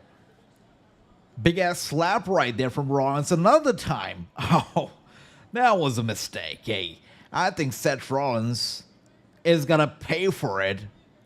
And that slap is most likely going to be the reason why Bronson Reed will win this match. Seth Rollins rubbed him off in a very wrong way over there. And Rollins now rolling over to safety away from the turnbuckle. And there we are. Bronson knows what he's doing. He knows what he's doing. Climbing the top turnbuckle once again. Seth Rollins rolling out to the ringside area one more time. Tsunami. Yeah. Doesn't look like it's going to happen anytime soon.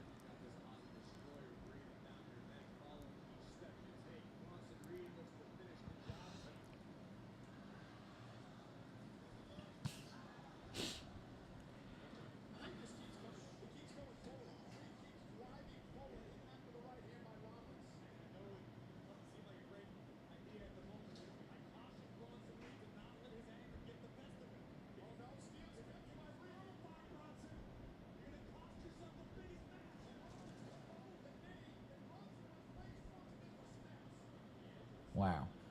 Rollins, is he going to go for the curb stomp? Oh, dear. Come on. Don't tell me that Don't tell me that Seth Rollins is going to win the match via count out. No, come on. That can't happen. Oh, thank God for that. All right, Bronson Reed. Oh, another curb stomp right there. I kind of started to cheer for Bronson Reed here. You know, yeah, I mean, not a big fan or anything, but he kind of won me over in this match. Nice. And Rollins is climbing the top turnbuckle once again. Is he looking for a Curb stomp. Oh, that's crazy. A curb stomp off the top turnbuckle is insane. This has to be it. Wow. I gotta say, that was a crazy ass curb stomp. Good for Seth Rollins. What a match. I wasn't super keen to watch this one at first, but wow. Did they deliver? Was good. It was good. It was good.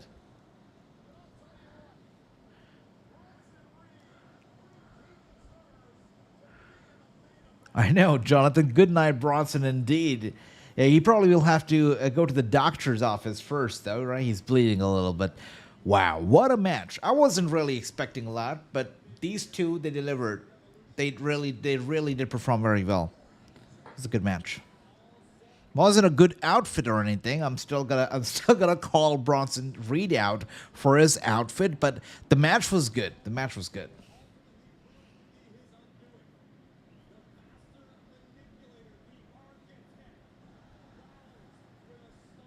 So the show has been going on for about 95 minutes. We got 90 minutes still to go. And we're halfway through. And so far, we have seen three big matches. Of course, Roman Reigns and the Bloodline, they squared off. They kicked off the show. Then we got the Women's Tag Team Championship Fatal 4-Way match, which, of course, Jade, Cargill, and Bianca Belair, they won and retained the titles. Then, of course, we just witnessed Seth versus Bronson. And now, which will be our fourth match, I am predicting, this is just a prediction, guys, but I am predicting that the next match is going to be the United States Championship match. I'm predicting. It's a prediction. But I think the next match is going to be for the U.S. title. Let me know if you think otherwise, but I think it's going to be for the title. Yeah.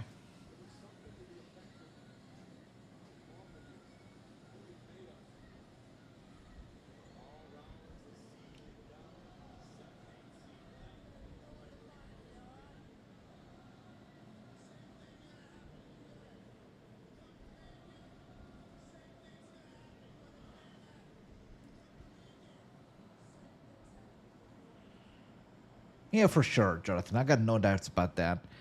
Cody Rhodes is their golden boy, right? So he's gonna main event every single thing they do, 100%.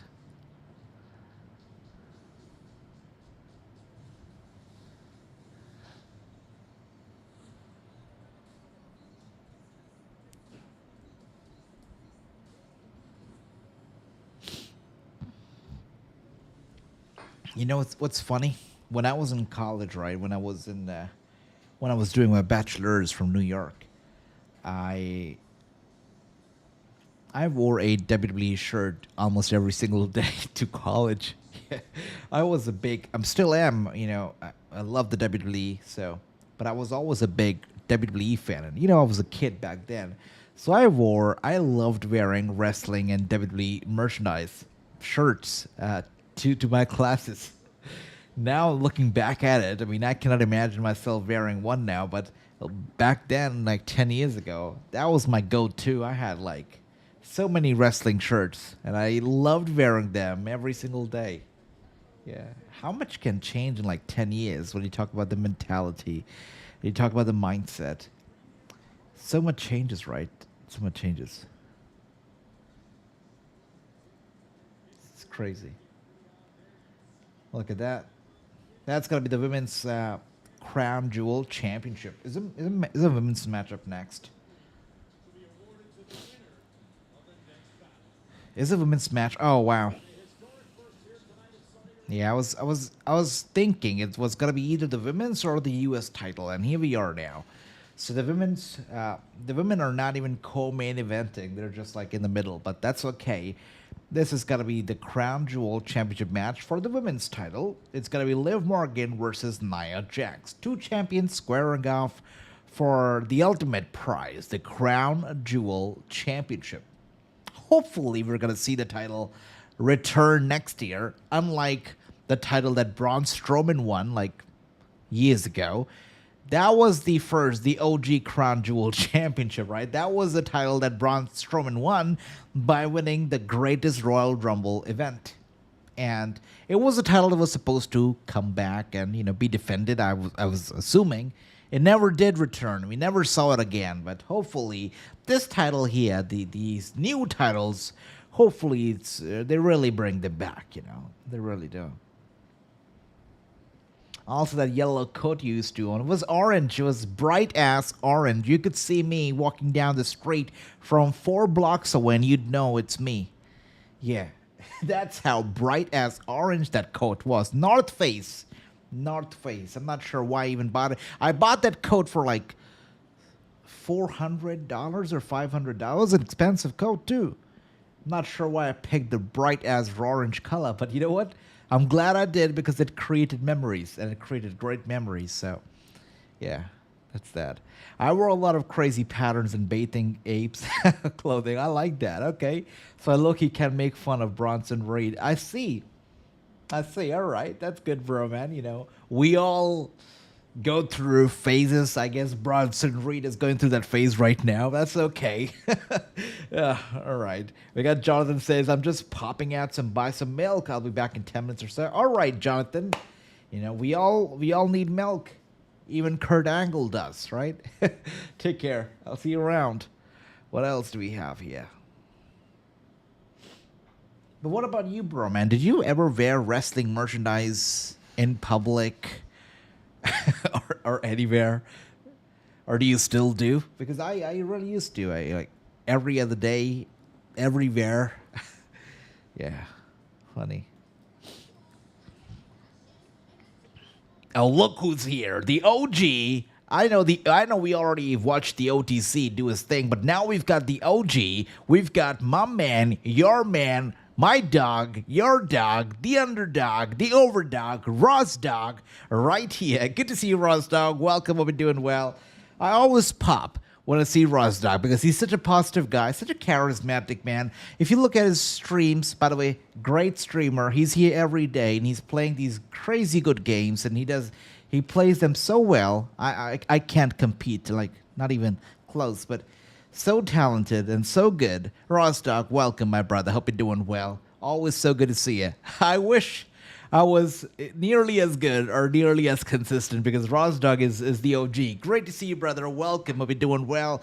Hope you're enjoying Crown Jewel. We got Broman saying, I had a Stone Cold shirt I got from a festival, but now, brother, I like Stone Cold was like my basic. I can't even, brother. I had so many wrestling shirts. My closet was full of wrestling shirts. I even had a Dolph Ziggler shirt. Can you believe that? Yeah. A Dolph Ziggler shirt. That's how big I was into wrestling merchandise. Yeah. Yeah, that's right. Much love, Ross Dog. Ricky says, our family getting big, my brother. Oh, hell yeah, brother. Oh, hell yeah. Ricky, much love to you. Much love. All right. By the way, bro, man, who you got? Trump or Kamala? I know I shouldn't be asking this question, but it's like, how do you not ask, right? We're on the verge of November 5th. It's interesting. The whole thing is heating up. Ross Dog, or anybody who would want to answer this, just type it. Trump or Kamala. We're not judging you or anything. Nobody's judging. Just type if you'd like to. Let's talk. By the way, Nia Jax coming out here. Yeah, not bad, man. Good day today in football. And had Crown Jewel on in the background. How you enjoying it? Any predictions? My brother. So far, it's been okay. The first match was quite surprising. Roman Reigns lost that first match. You probably are aware of that. So that was a shocker. I don't know. I mean, Roman Reigns it didn't seem as a big-ass deal. He opened the show, which was a surprise on its own, but then he lost. I think it was a sweet match in terms of storytelling perspective. The Bloodline are still in control, right? They're still, I guess, dominating. I guess that's what the message that they conveyed through that match. And also, as Jonathan put together earlier, that you saw cracks within the OTC group, right? You saw cracks within Roman and the Usos. So, from a storytelling perspective, I guess the match was important and it was good. But from an entertainment value and that standpoint, I wasn't a big-ass fan. But hopefully, we're going to get better matches as the night goes on. Bronson Reed and Seth Rollins was actually a sweet match. I wasn't expecting for it to be a sweet match. It was a good match, though. It was a good match. All right, we got 24 likes. Love that, Ricky. Oh, hell yeah. Everybody make sure to hit the like button and subscribe and join the chat. Let's talk some Crown Jewel. By the way, Liv Morgan now making her way out. She looks beautiful. We've got Broman saying Kamala. I like that, Broman. We've got Ricky saying subscribe AJ channel about election. Yeah.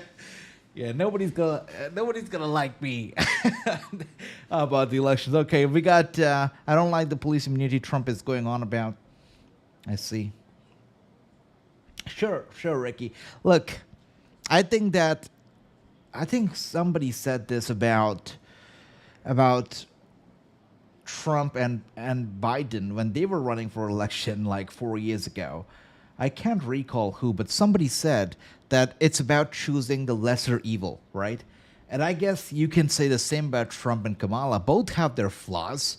Obviously, Trump's got a lot of them. But even if you look at the Democratic Party, I don't want to get too political here, but even if you look at them, if you look at Kamala, they've got flaws, and there are mistakes that they're making. And if you look at the world right now, it really needs help.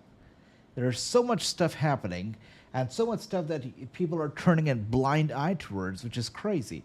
So a change in leadership, I feel, is important. But is Trump the right guy? I don't know. Honestly, I love Bernie Sanders, and he just put out a video recently, where he said that yes, he knows the weaknesses that Kamala has and the disagreements that they have. They're separate, but he also explained why he cannot support Trump, which I respect Bernie so much because he has that middle ground. I would just say this. I heard somebody say it recently, and I feel like it's so accurate, that Bernie Sanders is the best president that America never had. Because really, what a visionary. What a respectful guy. And yeah, I feel like he should have been the guy running against Trump. But it's Kamala. So I think that the Democratic Party overall, they need help. And let's see. It's going to be an interesting election. That's for sure. Let's see. What else do we have here? Too political. We're getting too political. Let's go back to the squared circle. Let's go back to Liv Morgan and Nia Jax. Okay. Yeah. I tell you what, at the end of the day, political disagreements or agreements or wrestling disagreements or agreements, we're here just for some good-ass time. And we're here as a family watching and talking about what we love the most, and that's wrestling. And imagine not liking the stream, my brother Rozdog, my man. Thank you. And let's see. I knew Roman would be opening since Cody Gunther match will most likely main event. You're right about that, 100%. No, 100%, you're right. Yeah, and there's no way that Roman Reigns would co-main event, right? He is the main event. Sure, that's right. We did watch Trump last week over at MSG. That's right, yeah. Broman, I did some, you'll be surprised because I haven't talked about this much, but I did some voiceover work and some acting work back in the day for Hillary Clinton's ad campaign, her presidential ad campaign. I was featured in her official presidential ad campaign. Yeah, in one of the videos. I did some voiceover and some on-screen work. Surprise, I know. And the crew, right? The camera crew, the production crew that was working on that campaign, I just asked them, like, off the record, I asked them, are you voting for Hillary? And the lady was so sweet. She was like, honestly, I was supporting Bernie, but now that Bernie's out, we're here for Hillary. I was like, okay. So, yeah, everybody loves Bernie, but, he never gets the ticket, so that's that. Bernie was live last week on Twitch before Trump. Yeah, that was sad. Look, Trump was there doing this grand event at MSG, and Tim Walz was literally on Twitch playing Crazy Taxi. Yeah, how do you compare the two? And here we are. Anyways, guys, Nia Jax over here with a close line to Liv Morgan over here. Yeah, kicking Nia, sending her to the corner, and now we've got a little uppercut over here from Liv Morgan. Of course, you are seeing two. Oh my goodness, that is so weird. Did you see that? Liv Morgan, she attempted a knee to the face, but I guess she's too small or Nia's too big for her to do that very well. That was such a botched move, but Liv Morgan tried to make something out of it. Not sure if that was good or not, but she tried. And here we are now. Spinning DDT Tornado DDT right there from Liv Morgan to Nia Jax. My brother Jonathan is back. He got his milk. Oh, he's waiting to pay, watching live in the supermarket. Much love, brother Jonathan. Much love. Wow, you got your milk? That's nice. And Rozdog says, AJ, I can't remember, but do you have maybe any replica belts at all? Look, I did, but right now I don't. I had replica belts when I was in New York. But over here, I do not. But I am in really dire need of replica belts. Hopefully one day. I can't have them shipped over to me because they're going to charge me crazy taxes. So, you know, taxes maybe twice as much as the replica belt's price.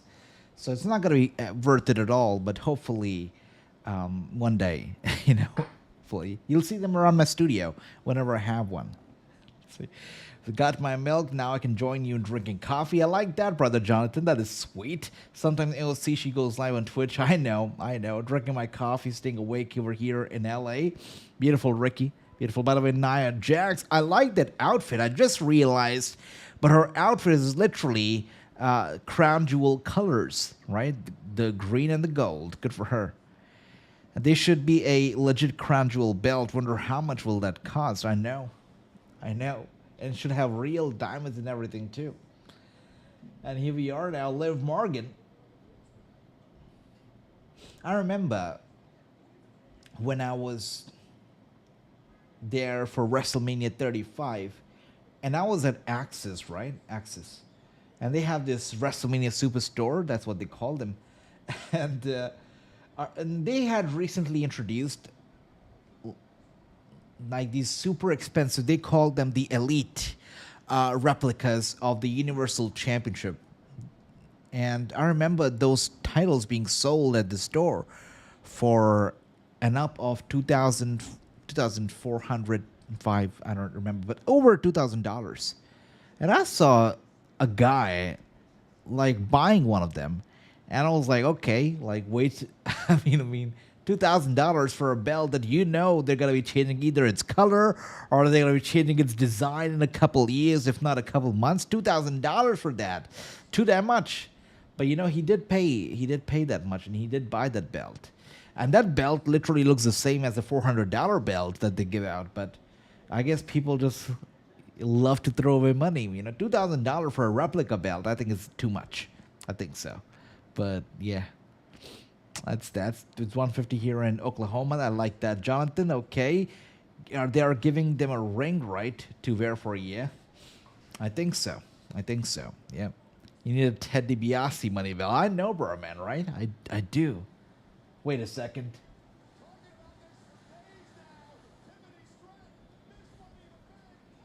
Did not see this coming. Okay, things just got interesting. We got Tiffany Straton with her Money in the Bank briefcase. Man, you know, it would have been so funny if she would have cashed in for the Crown Jewel Championship. Imagine cashing in on the Crown Jewel title only to wear that belt like once in a year. That would be funny. But, yeah, right. Don't think the cash in is going to happen now, is it?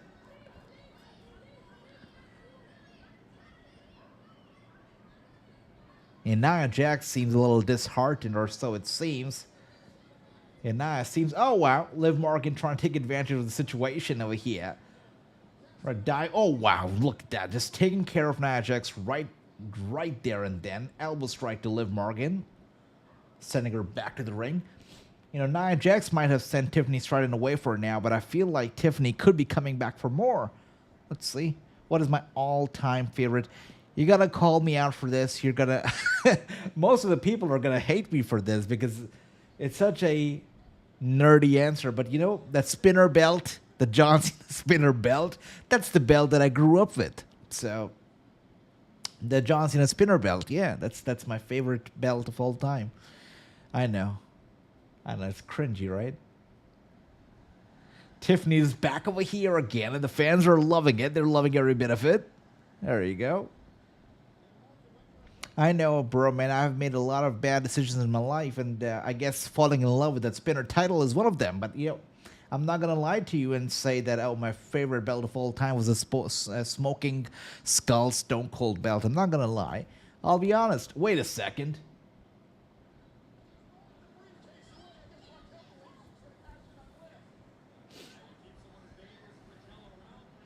You know, it's been 3 months since I last watched wrestlings. You know that, so I'm kind of out of loop here. But whatever happened to Raquel Rodriguez? She was a badass on her own, right? I remember her kicking Ronda Rousey's butt all by herself and almost winning the match. I remember Raquel Rodriguez being a solo superstar on her own, and I feel like she was going to rise. But here she is now being a sidekick to Liv Morgan. Why? I wonder what I missed over here. But Nia Jax now taking care of all three women, including Liv Morgan, who's her opponent in the ring right now. And here we are, sending Liv Morgan back to the ring over here. That spinner is a classic when it's actually I agree. But The Rock came back, and he made fun of the title, and he said that no title should spin. A toy should spin, not a title. And, you know, The Rock made fun of it, so it was cool to make fun of it. And now everybody acts like they hate the spinner belt. But how can you? How can you? Dominic is back. Dominic is back.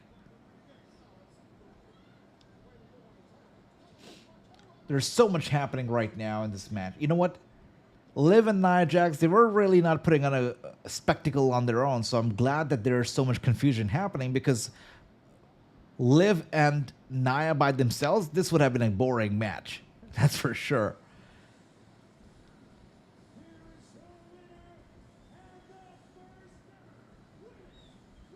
Good for Liv Morgan. Good for Liv Morgan. The first ever Crown Jewel champion. So what happens if Tiffany cashes in on Liv Morgan for that Crown Jewel championship? That would be funny, right? Is that even legal? Can she even do that? I think not.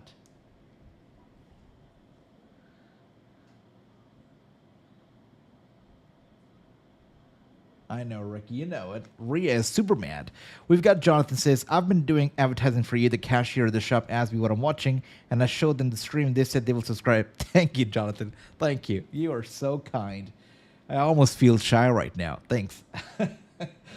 You are awesome. Thank you, Jonathan, my brother. Much love to you.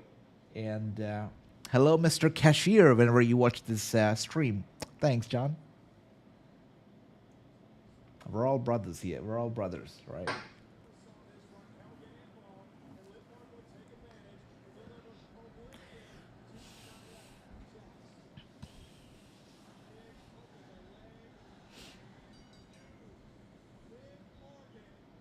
Look at how happy that little girl is that Liv Morgan won the match. Wow. And Triple H is here. Good for Liv Morgan. Wow. What a year she's had. And it seems like she's just getting started. The first ever Crown Jewel Women's Champion, Liv Morgan. Wow. That belt really looks like it's almost too big for Liv. But I guess that's okay. She's not going to have to carry it around all year round. I was actually a fan of the U.S. Spinner belt, says Rostock. You know, me too. That was cool. And it worked, at least, you know, back then it worked, because back then funky things were in demand and were actually liked, right? Like, for example, if you look at your iPhone, right, or if you look at any phone, back then the thumbnails, the icons, they used to be 3D and they used to be funky, right? And now we live in a world where everything is minimalistic and, you know, it's got to be all plain, it's got to be all 2D. So we live in a different world now. So that's true. Kind of wish I could go back to the 90s, right? 90s was when I was born, so great time, great time. Anyways, let's see. The belt reminded me of the ones that were on Lucha Underground. Yeah, Lucha Underground is loved for a reason, and the belt design definitely one of those reasons, brother. So right about that. You are so right about that. Lucha Underground, a lot of people wish would come back, but I guess, you know, Saturday night's main event, December 14th. It's going to be an NBC special streaming on Peacock. It's going to be good as well. It's going to be great. The Undertaker One Dead Man Show. Did you guys... I've got to ask you this, right? We're kind of getting political again, but we don't have to get super political. But I have to ask you guys this. Did you watch The Undertaker's interview with Donald Trump? Because that was one of the most unexpected things I've ever seen The Undertaker do, ever, in his legendary career. Like, who expected The Undertaker to interview Donald Trump days before the voting day? It's so funny, but also so interesting. It kind of tells you the influence that these wrestlers have on our society. It's crazy. But The Undertaker interviewing Donald Trump was absolutely insane. Coming up next is going to be Randy Orton versus Kevin Owens. This one should be good. We've got... have you seen the new Terrifier film? I have not, Brother Jonathan. Is it good? Is it out on like Netflix or any streaming platform? Let me know. No, I haven't watched it yet. The Sea Taker podcast with Trump was not on my bingo card. Same, brother. Same, but it was good. It was good. It was something. And we've got Ricky saying, I know The Undertaker will vote for Trump. You know what? You know, 100%. 100%. And I've got a feeling that a lot of the WWE stars are going to vote for Trump, you know. They're going to benefit from it. After all, Trump's a good friend of TKO. Trump's a good friend with Dana White. Trump's good friends with Vince. Trump's good friend with Taker. Taker is a locker room leader, as we know. You know, will always be, I think. So I think a lot of people are going to benefit with Trump being the president. I think so. Especially in the WWE and the UFC, collectively TKO. So for that reason, I feel like he's going to get a lot of votes from this organization. I think so. I think so. Still in the cinema, says Jonathan. Okay, I see. I will check it out, Jonathan. I mean, if you're suggesting it, I'm pretty sure it's going to be good. Thank you. I agree, Jonathan. I totally agree. And, you know, I hate to see it when people... I hate to see, by the way, when people argue and fight when it comes to wrestling, right? I know that for years, the WWE fan and AEW fans have been arguing and fighting and trolling each other over, the debate that which product is superior. And I hate to see that because at the end of the day, we're just enjoying here. We're just having fun watching both wrestling companies do what they do best. I hate to see wrestling fans argue. And I also hate to see when people argue over politics because at the end of the day, you're voting and somebody else is voting. And even if they have differences in their opinion, you're both voting for the one reason that you want your country to benefit from whoever the leader is. And you can have difference of opinion. That's why, there's a democracy. So, the majority wins. So, I don't think that people should fight or argue over it. People can have difference of opinions, and there's going to be a reason why they have those opinions. Just got to respect everybody's opinions, I guess. But not everybody thinks like that, so that's that. All right, let's see. We've got Ricky saying KO wins. There has been a few fights in our group chat over Drew McIntyre. yeah, I know Jonathan loves Drew. And I don't, I'm a babyface in real life, and I don't like to rub people off in the wrong way, but I know that Jonathan loves Drew McIntyre so much that I love to, have a few arguments or two with Jonathan over it. Not arguments, but like friendly banter. I love that. Yeah, my banters are just exclusive to Drew McIntyre and Jonathan. That's it. I to this day will never understand wrestling travelism. Enjoy all wrestling. I agree. I mean, if you don't want to watch AEW, don't watch AEW. It's as simple as that. You're not benefiting from advocating for anybody. You're not benefiting if you advocate for the WWE. Paul's not going to write you a check. You're not going to benefit if you, argue for AEW. Tony Khan's not going to write you a check. So just enjoy it, I think. Yeah, I agree, Ruzdog. I totally agree, brother. You only talk about Drew McIntyre in the group chats as Ricky. That's right. Yeah. And here we are now. Kevin Owens making his way out. By the way, I asked this question before, never got a response, so I'm assuming nobody's into it, but is anybody going to watch the Jake Paul versus Mike Tyson fight on Netflix? It's like 2 weeks away. I think it's on the 13th of November, but don't quote me on that. I think it's either the 13th. I think it's the 13th. Yeah, I think it's the 13th. But is anybody going to watch the match? Because I'm kind of looking forward to it. I think it's going to be a good match. Jake Paul versus Mike Tyson. I'm excited. And it's going to stream live exclusively on Netflix. So it's going to be a banger, I think. You know. Wow. Kevin was definitely hating the RKO banner over there, taking a hard look at it, taking a very hard look at it. Here we are. And you also got to love the shirt that he's wearing tonight. Cowboy Bob Orton. I'm not sure how Randy Orton is going to respond to that t-shirt. How do you lay a hand on somebody who's wearing your dad's t-shirt, right? That's got to be interesting. I hope Tyson wins. Me too, brother Rostock. Me too. And a lot of people, they make fun of Tyson or they call the match scripted, choreographed, fake because of the age difference and because obviously Mike Tyson's so much senior to Jake Paul. But Tyson says it time and time again that it's not about the age in boxing. It's about the technique. It's about the technique of the boxer. So let's see. I hope that Mike Tyson wins as well. You know, I really hope so. But let's see. Who would win in a fight? Prime Mike Tyson? Or I think Muhammad Ali is going to win. Because, you know, he's legendary for a reason.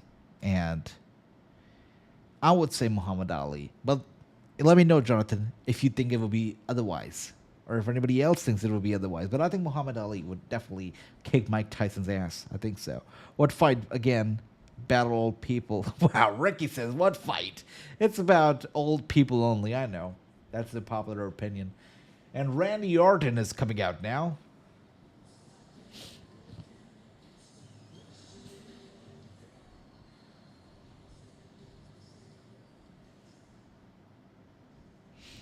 Yep. I'm not going to call out Mike Tyson because I don't know what his lifestyle is like. But, you know, Muhammad Ali is different. You know, he was built different, I feel. And the diet and everything else. And let's face it, you know, back in the day, you would get better quality food. And Muhammad Ali didn't seem like the guy who would indulge in, like, drinking or any of that stuff. But Mike Tyson, I'm not sure if he keeps away from alcohol or stuff. So even counting that, I feel like Muhammad Ali would definitely win. Who would win, Prime Usos or Dudley? I think Dudley Boys. I think Dudley Boys, yeah. Yeah. By the way, when it comes to the Usos, do you think they're in their prime right now or are they past their prime? Let me know because I think that's a good one. That's a good one. They're relevant now, that's for sure. They're more relevant than ever right now. But do you think they're past their prime or are they in their prime? Let me know, Jonathan. Randy Daddy Orton is here. That's right. He is indeed here, and he's making his way out as we speak. Do you think that is an impetus for what we've seen Kevin Owens going through over the past few months? I mean, he had Roman Reigns beat him in a number of occasions. That's why he hates Of course, the fans are loud for Randy Orton as they sing along to his entrance music. Over 105 decibels. Something. Yeah, I kind of agree with that. I think talking about his physique and his athleticism, Roman Reigns was in his prime during the years when he was hated the most. And maybe even, you know, when he made his return. But right now, it's evident that he's past his prime. Not as good in the ring anymore as he used to be. But not saying that he's bad, but we've seen better from Roman Reigns in the ring. Right now, he's slowed down quite a bit, I think. You know, if you pay attention to it. Prime Stone Cold, Prime The Rock, Prime John Cena, Prime Roman Reigns. Who you got? Good question, and I like how you guys are throwing these questions at me. I would like to throw them back to all of you. Answer those questions because these are some good questions in the chat. Rostock, you have a very good question. Prime Stone Cold, Prime The Rock. Look, I would love to say Stone Cold, but Stone Cold quit in his prime. So, I'm not going to go Stone Cold for that reason. Prime The Rock also left. So, I guess, actually, let me just judge them based on how they were in the ring and not what they did or, you know, or they left or not. Out of all the names, you're going to hate me, but I'm going to say Prime John Cena. Yeah, and nobody's going to have that answer. I'm pretty sure everybody's going to pick Stone Cold or The Rock, but I think prime John Cena. I enjoyed John Cena's prime a lot. I think John Cena was literally the reason why the WWE survived the 2010s. Really, because if you look back at the 2010 era, the WWE was bad. Like the programming was bad, and people complain a lot about programming these days. Go back and watch 2010. Literally, they had nothing. They had dinosaur. I'm sorry, they had, I don't even know, luchasaurs that they tried and failed very badly. They had nothing. They had comedy acts. They had the grumpy cat acting as a general manager for one of their episodes. It was a mess. They had Price is Right on Raw. They had Donald Trump buying Raw at one point. 2010 WWE wasn't that great. And John Cena was literally one of the reasons why people just kept coming back for more. So I feel like John Cena, in his prime, he did a better job carrying the company than any of the others did, I feel. Yeah, I would say John Cena. Prime John Cena. Yeah.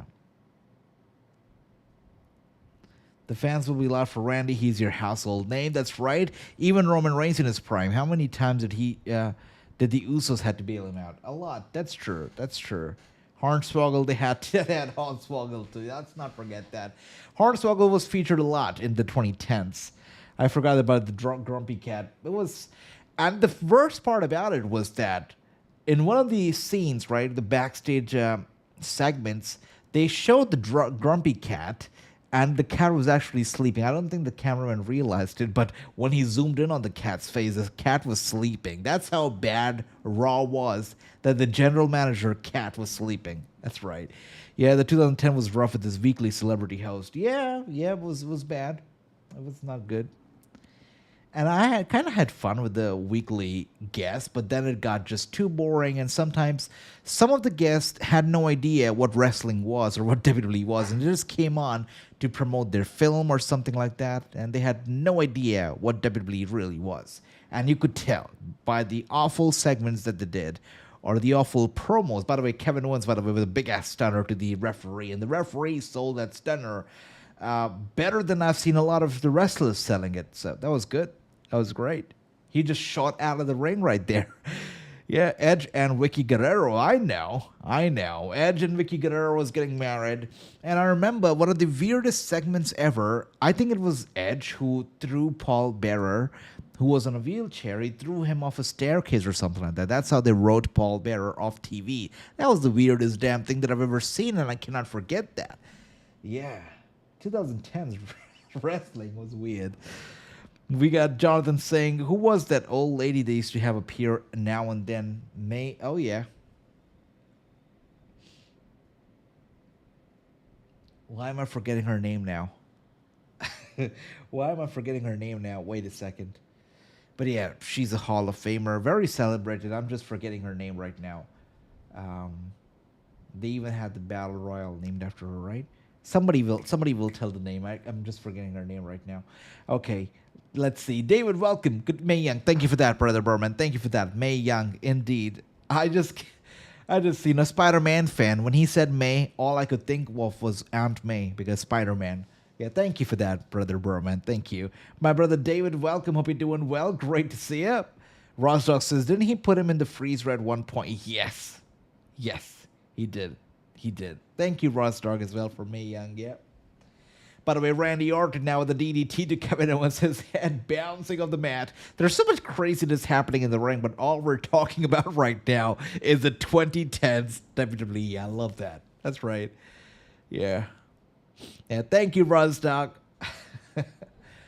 I love how Broman did not want to take credit for something, that Rosdog deserved credit for. That's awesome.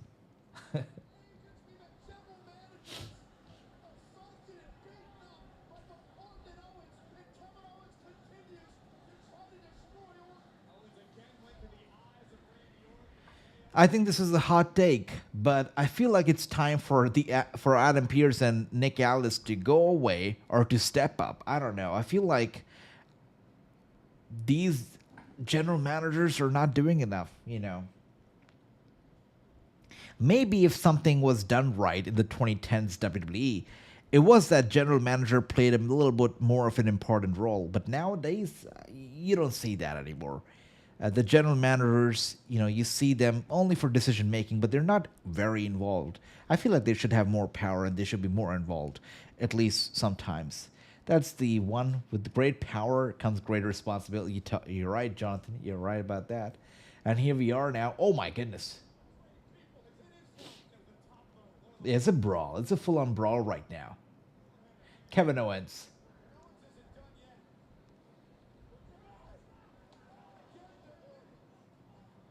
Straight to the head of Randy Orton. Bring back Teddy Long, you brother. Yeah, I'm pretty sure we all remember the segments between Teddy and The Undertaker. Those were funny. And here we are, Kevin Owens now. After those big-ass shots straight to the head of Randy Orton, it seems like he's got more in store over here. Yeah, Kevin Owens is going to make that classic mistake of a big man jumping off something high. He shouldn't be doing this right now. I'm pretty sure that Randy Orton's got to get out of the way. Yeah, it looks like it. Or maybe not. Okay, nice. Great elbow dive right there from Kevin Owens. Straight on Randy Orton's chest. Randy Orton in big trouble, obviously. He's down flat. Or something.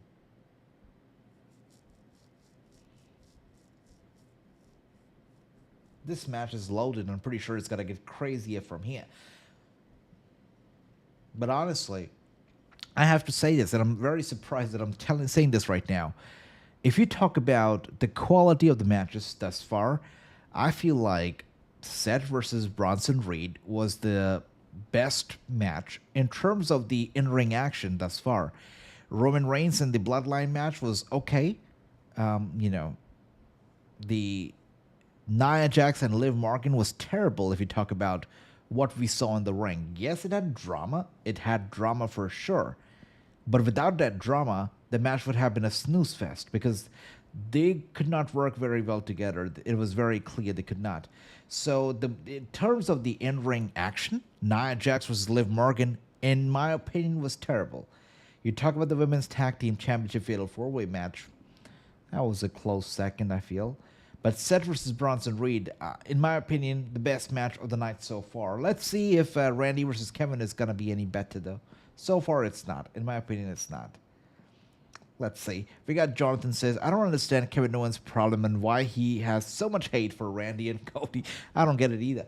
But the only thing that I know is that it's stupid of anybody to try and form an alliance with Kevin Owens because ultimately Kevin Owens is going to turn on you or he's going to blame you for something and he's going to hate you and then he's going to enter a feud with you. So why do that? Why bother?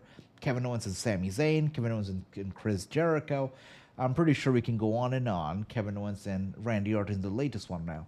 So just, in short, don't form an alliance with Kevin Owens. You don't need that drama in your life. Now, if I was a wrestler, I would say, no, Kevin, we don't need to be a tag team. We don't. Just my opinion. All right. We got John that says, WWE have made a mistake, I feel.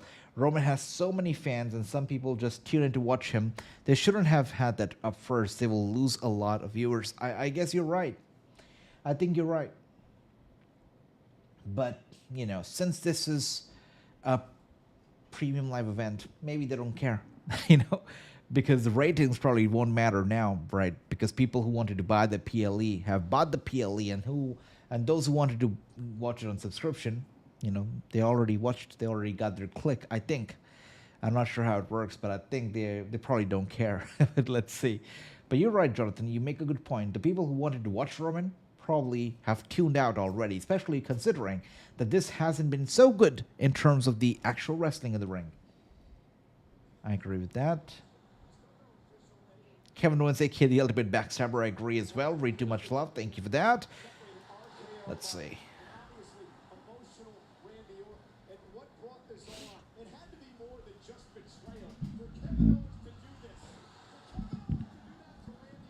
All right, let's see. What else do we have here?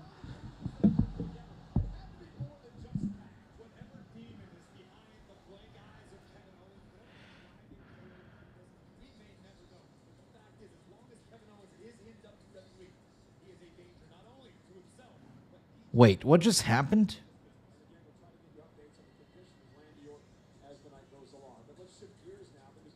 I'm sorry, what happened? Wait.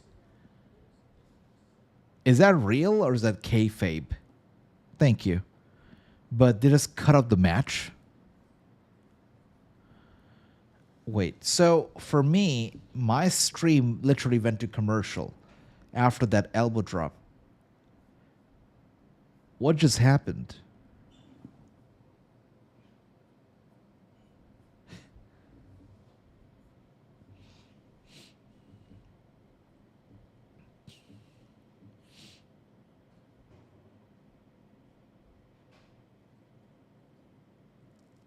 Oh, I see.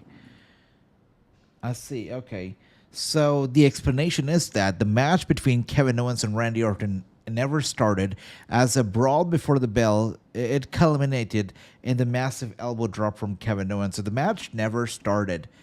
We all thought we were watching a match, but it never started. So before the bell even rang, they just started brawling, and that brawl ended up with Kevin Owens just diving down with that big ass elbow drop on Randy Orton on the chest.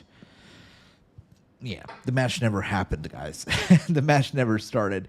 Yeah, we go to the U.S. title match. Indeed, the match got thrown out. I know, Rostock, brother. I tell you what, this was a very hyped event. It really was, but really hasn't delivered. If you talk about the in-ring action, I'm not satisfied. You know, I don't know. I mean, am I the only one? But I feel like this show, it doesn't have what it takes to be a great show. It's a loaded show. You've got big names here, but in terms of in-ring action, are you kidding me? This is not good. I don't think so. And let's see how many matches we have left, by the way. Let's take a look.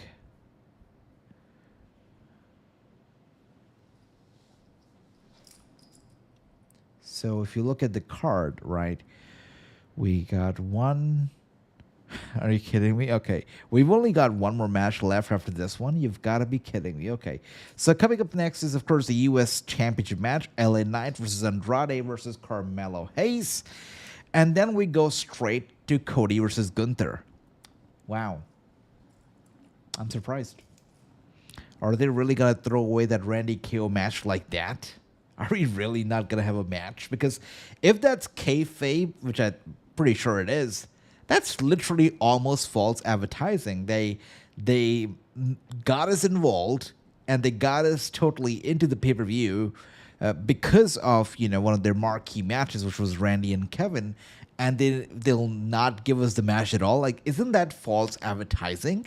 How do you do that? Yeah, I think that's false advertising, right? Yeah, we've got Ricky over here saying, maybe we get KO versus Randy at Survivor Series. Maybe, but what about tonight? This was one of their marquee matches, and we're just not going to get it? Okay, all right. Rosdock says, hot take, but I feel like this Crown Jewel events are always just there these days. They always feel like they have just to build another pay-per-view. I agree with that. And, this one is no exception. I think we've seen better Crown Jewels, and I know that these days the WWE, they try to build these shows up like, hey, this is a big deal, right? You have to care. Look, we've got a brand new title debuting tonight, which is going to be a traditional annual thing now at every single Crown Jewel event. So you have to be invested. You have to care. And they try to make it a big deal. They try to everything in their power to prove to us that this is not a glorified house show. And it's not a glorified house show. It's a Saudi Arabia show. It gets its own category. But it's not a great show. I don't think it's a great show. Wyndham says, I agree with you. I'm angry now, says John. I am angry too, brother. I totally get that. I am probably just as angry as Joe Biden was when he was asked to step down, or should I say, drop down from the elections. Just kidding. All right, and here we are now. How do we not get political? How do we not make political jokes on the verge of the election there, right? We got Jonathan says, the problem with the show is a certain person is not. I know. I'm kind of missing him too now. You know what, Jonathan? You've mentioned him so many times now. I kind of wish he was here as well. Drew McIntyre. Yeah, I can't believe I'm saying that right now. But I kind of wish he was here too. Sure. So much has changed since I was gone. Yeah, Logan Paul used to be champion. Now it is LA Knight. We've got Lash Legend making her debut. I mean, on the main roster PLE, which was pretty fantastic. Yeah, so much has really changed here. AJ, you need a red suit and a not. I'll go get changed right now. I'm just kidding. I'm just kidding. I'm not trying to be a Republican or anything. I'm just kidding. Yeah. All right, here we are now at LA Knight. Yeah, I'm pretty sure the way that this night has been going, there really has been nothing substantial, no big title changes or anything. With the way that this whole thing is going so far, I'm pretty sure that LA Knight is going to retain. Yeah. Literally, if you look back, if you see all that's happened tonight, there has been no title change. Really. It's been a very predictable, except for the first match, which I don't know. But it's been a very predictable match or show overall. And here we are now, Andrade and Carmelo going back and forth, and LA Knight just taking, some time off. He's like, all right, I'll just rest. I'll take my break. That's okay.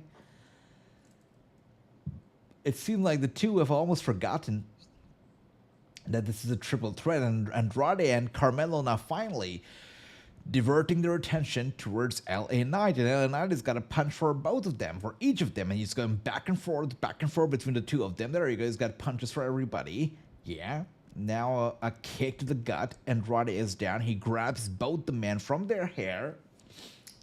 He's got them where he wants them for sure. There you go. Oh, double super kick. Carmelo didn't really hit him well, but that's okay. And now he's been knocked out of the park. LA Knight goes down to the ringside area. Seems like Carmelo wanted to form an alliance with Andrade, but Andrade is not going to do it. He chops Carmelo across the chest. Carmelo now with a headlock locked in on Andrade. Andrade sending Carmelo over to the ropes, and Andrade with a clothesline, and Carmelo with a nice dodge, and there he goes, springboard. Andrade goes down, he rolls out to safety. After doing these watchalongs for after 3 months, I felt like I forgot how to do watchalongs. I felt like I forgot to do commentary, but it seems like we're back. We're so back. Yeah, I feel like I've got a hold of it again. This match must be about 10 minutes. I presume this event will come to an end in about 35 minutes. Seems like it. Yeah. I'm very surprised, by the way, that they really pulled off that Randy Orton Kevin Owens match. Yeah. I try to care about Kevin Owens. I try, because he's a good when he wrestles, he's a good wrestler. So I try to care about Kevin Owens, but after matches like these, like what just happened tonight, it's hard for me to care anymore about Kevin Owens. And there we go, DDT to Carmelo going for the cover. LA Knight very early, and Andrade breaks up the cover just like that. Kevin and Randy traveled all the way. I know, exactly, right? They traveled all the way to Saudi Arabia for that. Embarrassing, to be honest. Embarrassing. I feel like, I'm pretty sure the crowd also feels kind of robbed, because they made a big-ass deal out of that match. They really did, right? They really made Kevin and Randy a big deal heading into this premium live event. All for the sake of some false advertising. Like, why? Why? Let's be honest, they didn't have that time slot for the match as well on this pay-per-view. It was just false advertising. It's just crazy. Love you back, my brother Ricky. Love you back. Thank you for that. Thank you, everybody, for being here. Thanks, my brother Jonathan, Broman, Ross Dog, Ricky, Surjit, Weenum, everybody. And all of you who are new to the channel, welcome. Great to see you. Make sure to join the conversation. Let's talk some wrestling. Let's talk some Crown Jewel. I know, me too. Without a doubt, Jonathan, I too would be very angry. 100%. And a beautiful moonsault, by the way, right there from Andrade to LA Knight. He was standing ringside, but he goes down hard. Good to see Andrade, but every time I see Andrade, I can't help but think of Charlotte. And I know that Charlotte, people call her overrated, and, they make fun of her movesets, or, call her entitled and whatnot. I miss Charlotte, because let's be honest, Charlotte Flair is the queen of the ring, the real one, and the only one. And I really hope that she comes back to the ring soon, because, yeah, I definitely miss her presence. Yeah, Charlotte should be back. Let's see. And here we are now. Carmelo with the code breaker to Andrade. Andrade in trouble. Carmelo lifting him up, and there he goes, setting him down hard on LA Knight. Carmelo trying to cover both the men at the same damn time, and they get their shoulders up. Cover's been breaking up. It's funny how Kevin and Randy started fighting last night, and there was about 100 security personnel present, and tonight, none. Exactly. Jonathan, I totally agree with that. It's kind of unbelievable, you know? It's kind of unbelievable. Really, because what they did tonight is simply a case of false advertising. I understand if a match gets canceled or called off because of an injury, but what they did tonight, literally a case of false advertising. If you were not going to give us a match, just why book it? Why promote it as one of the marquee matches? Shouldn't have done that. And if they keep doing this over and over again, they're going to lose the fans' trust. And it's never a good idea to lose your fans' trust because they'll stop caring about the matches and your pay-per-views. So they shouldn't do that again, I feel. Anyways, let's see. Andrade, the only man standing in the ring right now, as LA Knight and Carmelo Hayes in the center of the ring. And Andrade looks like he's going to go for a moonsault, a big one, by the way. Yeah, he's going to do it. Oh, poof. Both men roll out to safety, but LA Knight not so safe as Andrade somehow still ends up on top of LA Knight. That didn't sound very well, did it? I meant the moonsault. And here we are. He goes for the cover on LA Knight, but Carmelo Hayes breaks up the cover very quickly. Randy was telling Triple H, booked it, I see. Yeah, I'm pretty sure. This has been the worst event of the year so far. It's so funny that I decide to make my comeback, Crown Jewel, and it turns out to be the worst event of the year. That's not very good, is it, Jonathan? Just kidding. That's okay. But we're still having a good-ass time, though, right? We're having a great time, that's for sure. We didn't get match, says Ricky. That's right. We never got the match. And now Carmelo climbing back to the top.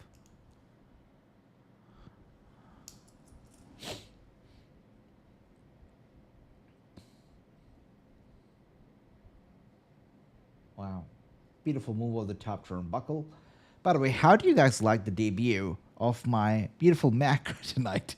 I know it's its debut for the first time ever on camera. You never see it on camera otherwise. I only work on it. You know the entire Twitch stuff that I did, right? The entire Twitch stuff. All of the credit goes to my Mac, my beautiful Mac. It's so powerful. It's so great. Literally, this is the reason why I ever got that Twitch contract. And I ever was able to do Twitch. It's a fantastic machine. Mac right here. Thanks, guys. Thanks, Ricky. Thanks, Jonathan.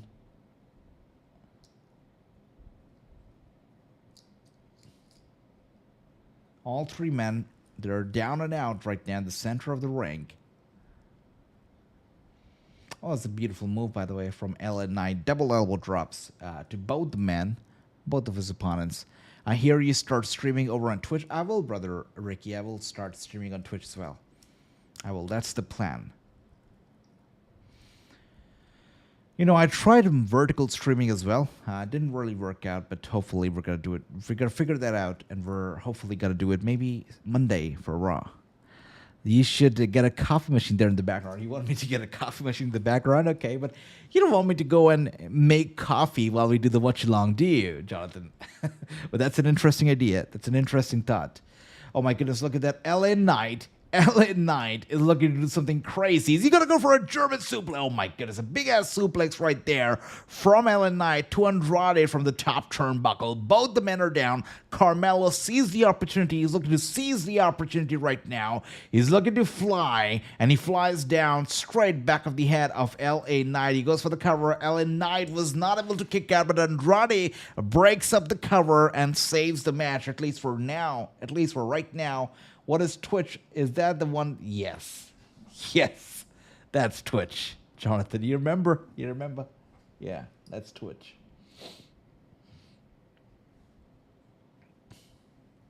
And here we are. The match continues. Carmelo is angry. He had the match. He had the title. He almost won it. He was a second away. He couldn't win it because of Andrade, because he broke the damn cover. But that's the beauty of triple threat matches, right? That's the beauty of it. And a super kick to LA Knight, who basically has really not performed tonight. He's underperformed tonight. LA Knight really has been the punching bag of this match, or the majority of it at least. And here we are now, Carmelo pulling the leg of Andrade, sending him down. There you go.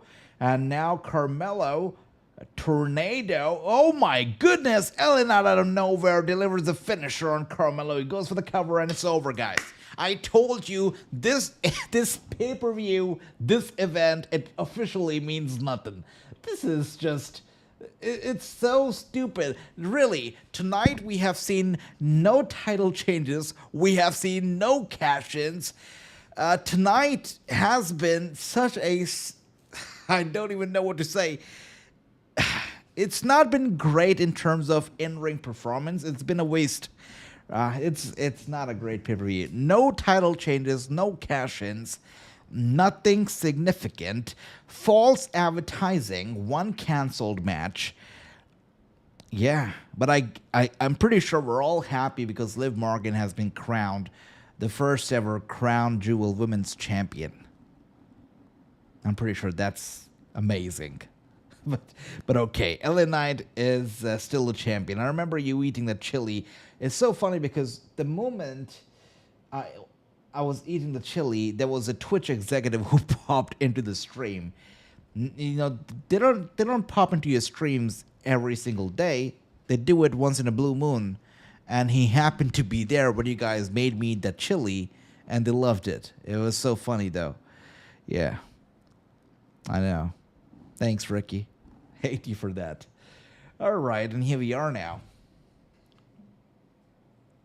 We've only got one match left now, and that's the Gunther versus Cody match. Hopefully, it's going to save this pay-per-view, and it's going to be a good match, hopefully. Let's see, though. Can't make any promises, I think.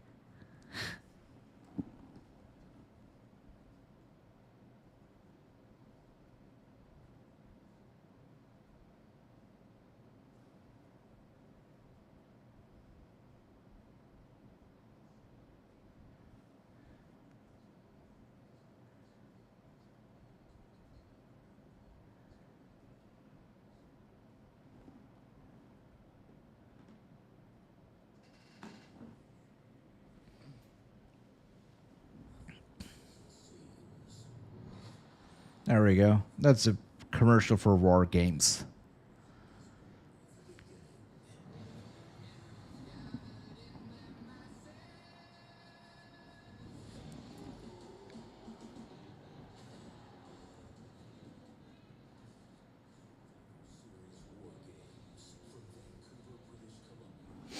They're going to Canada this time. They're going to Canada for War Games November 30th in Vancouver. Should be good.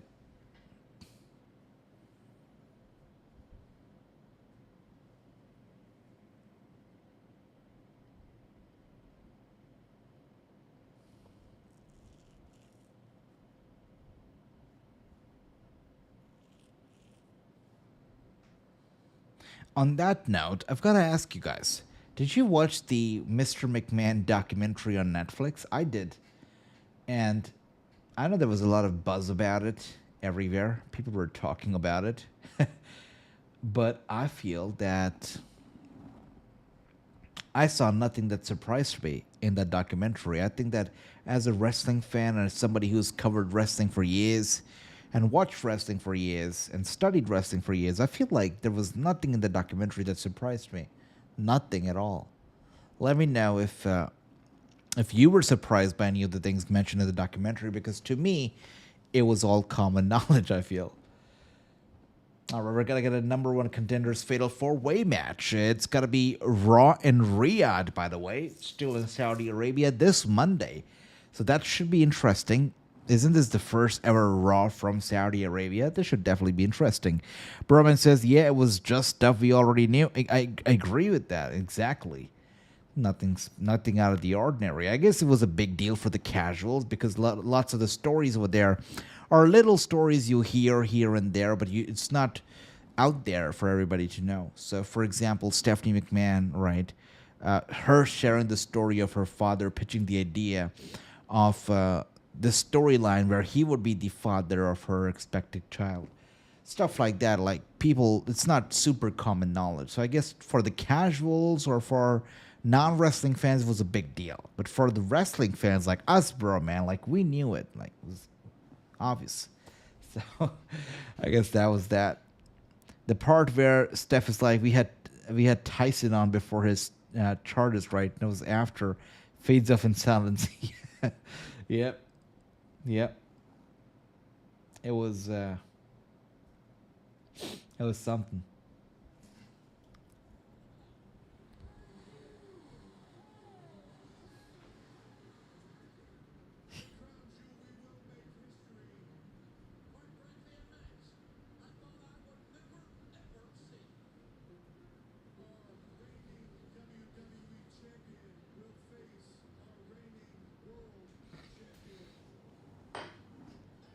How would you guys rate Gunther's performance as the world champion?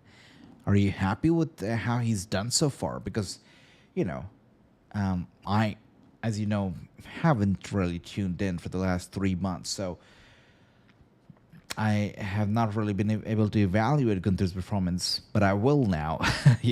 From now on, as we watch Raw as well, I will definitely take a hard look at his promos and how he's been doing on the microphone, because that matters a lot. But how do you feel? Has he been as the champion, as the world champion? Let me know. For me, it's 6 or a 6 out of 10. So Ricky is kind of happy, but not too happy with Gunther, it seems. Okay, all right. Anybody else? Let me know if you have been impressed with Gunther as the champion.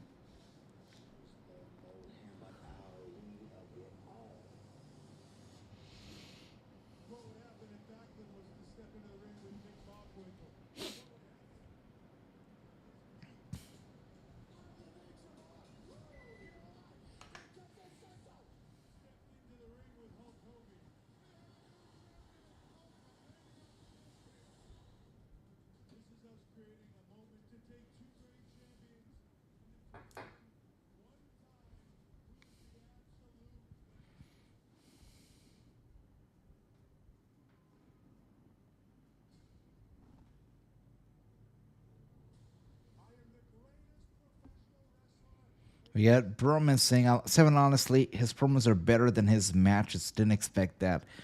I interviewed Gunther, right? I interviewed the Imperium as a whole. And obviously, this guy knows how to talk. And he's smart, he's clever when he's talking. I respect him for that. But I do also understand why you say that his promos are better than his matches. I understand that too. I feel like I already like Gunther a little bit more than Cody Rhodes as champion. And Cody Rhodes is great. He's got the heart of a lion. Let's just say that, right? He's got a big heart, and he's the All-American Nightmare champion, and he's celebrated, which is great. But I feel like I know it's a different world, and wrestlers back then used to be big, and they used to be built different. Let's just say that. And these days, wrestlers are much more leaner and maybe shorter than wrestlers of the yesteryear, right? But I feel like Cody and Gunther being world champions together at the same time, it sends across a message which I don't know is a fair message, because I would like, for example, if Cody Rhodes is champion, I would like the other world champion to be a little more muscular, bigger man. Right now, both Gunther and Cody Rhodes being world champions at the same time, I don't know. Maybe I'm being a little old school right now, but these two are super lean, and they're kind of similar in terms of the build. I don't know what kind of a message it's sending across when it comes to the WWE as a company as a whole, Yeah. Maybe I'm a little old school, or maybe a little conservative when it comes to that, but I do think about it sometimes. They're not exactly built like wrestlers, but sorry, probably shouldn't say that. But okay, let's see what else do we have here.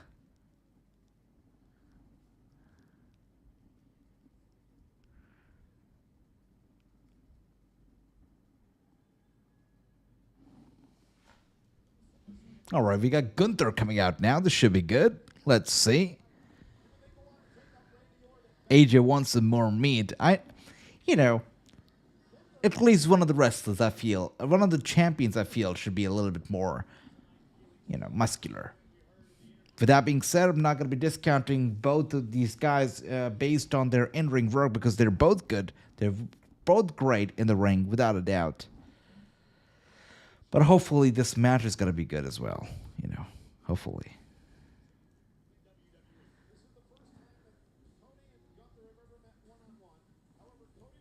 Again, we're not going to ignore Mike Rome and his blonde hair because I don't know where he got the idea of turning his hair blonde. I think that he looked fine in the black hair, but whatever suits him, I guess, whatever he likes, I guess.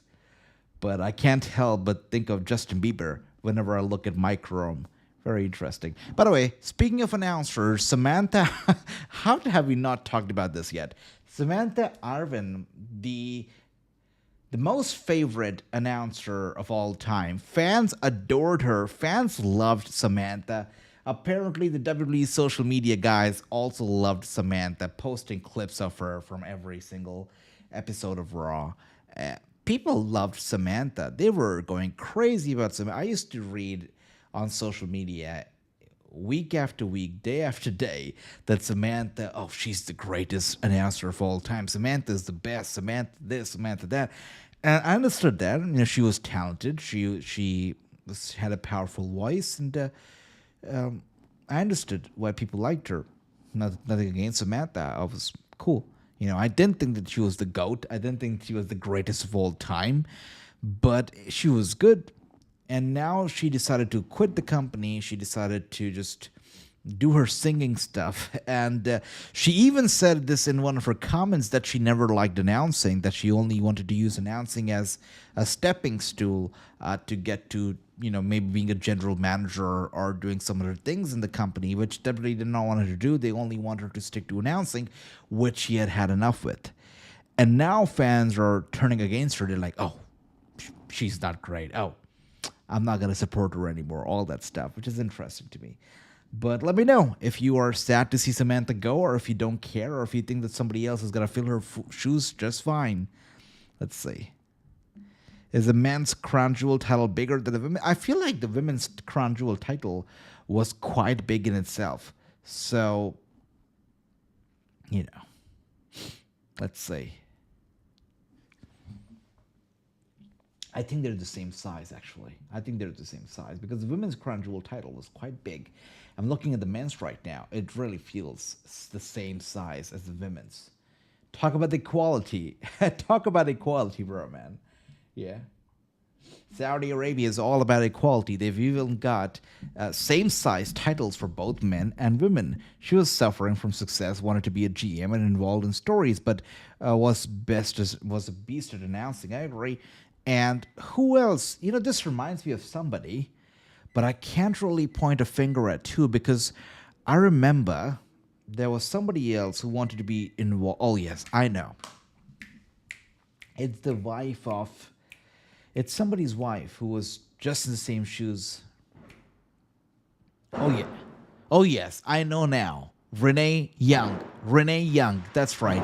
Wow. I'm okay, guys. I'm all right. Wow. Okay. We're fine. Fireworks. Fireworks. They're fireworks.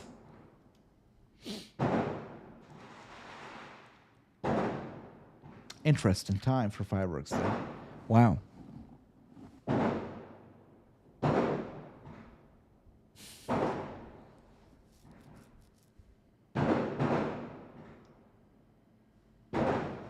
Wow.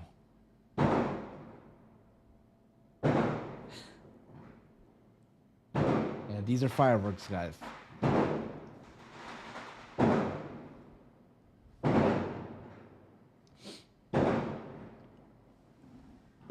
That's lots of fireworks, isn't it? Yeah, lots of them. That's right.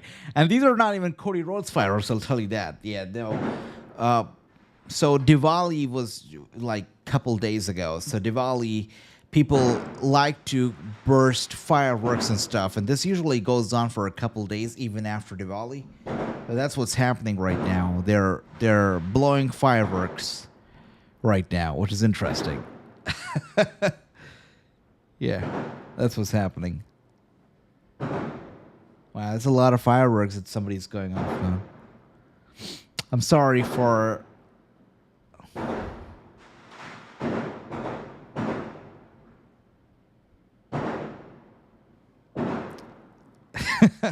That's a lot of fireworks, I know.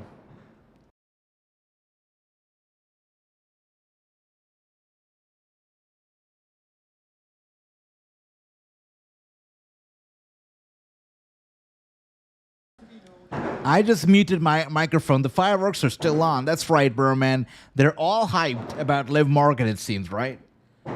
Yeah.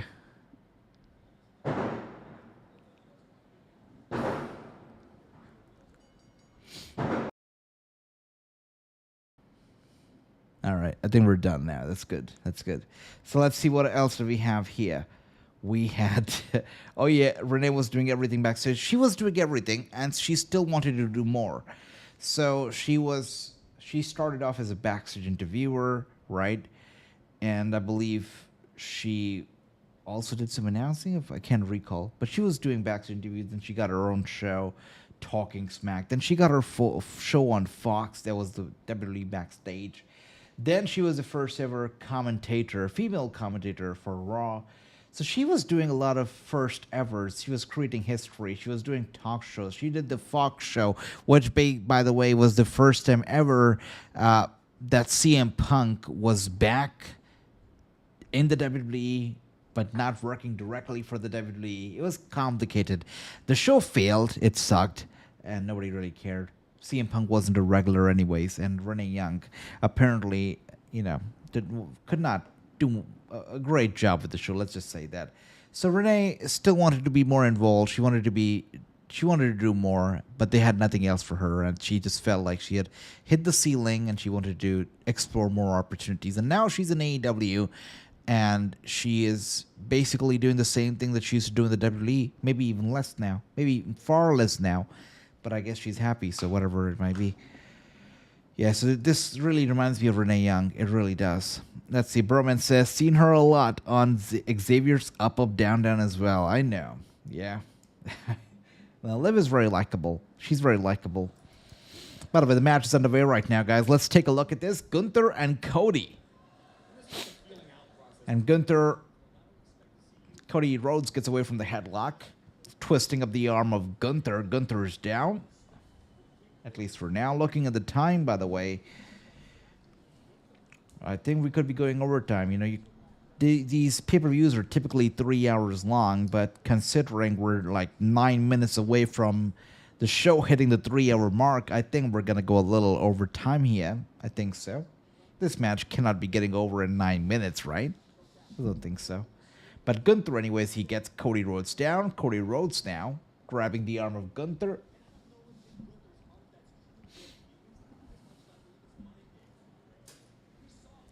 If you're new to the channel, by the way, guys, make sure you hit the like button. Make sure you hit the subscribe button. And also, make sure to get in the chat to talk.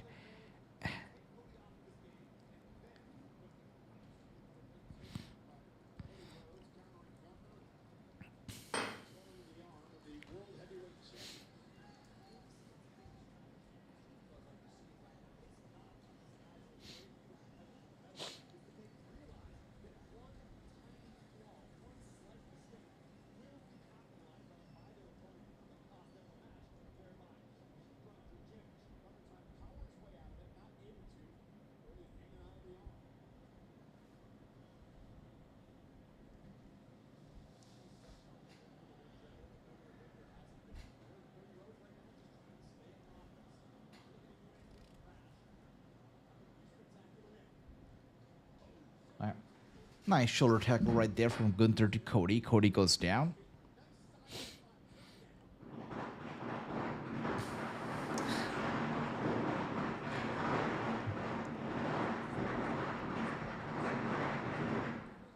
Don't look at me, bro, man. It's not me. It's not me. Right, headlock locked in pretty tightly on Cody Rhodes. Cody Rhodes trying to get away here. Trying to get out of that headlock.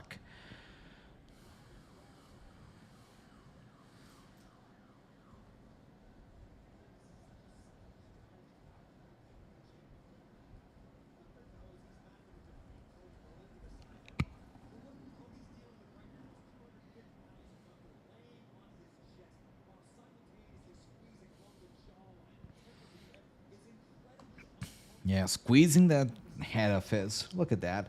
Cody Rhodes now sending Gunther over to the ropes, and Gunther still with his massive arms wrapped around Cody's head.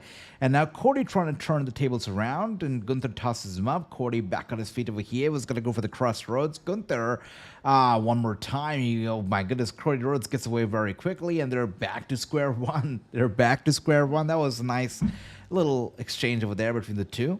Very fast and quick paced, which is always entertaining. Great combination of exchange. The fans are loving it. You can tell the fans are loving it.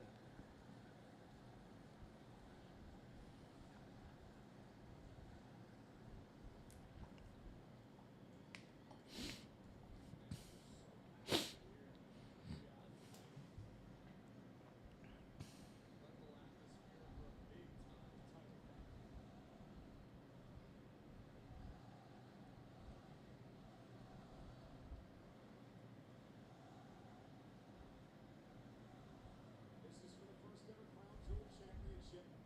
The ceremony for the winner of this match and Liv Morgan from an earlier time will happen after this match. Clearly, Rhodes did his homework, blocked the chop of Gunther. Brutal chop across the chest once again to Cody Rhodes. Cody Rhodes is down one more time. Gunther still standing tall.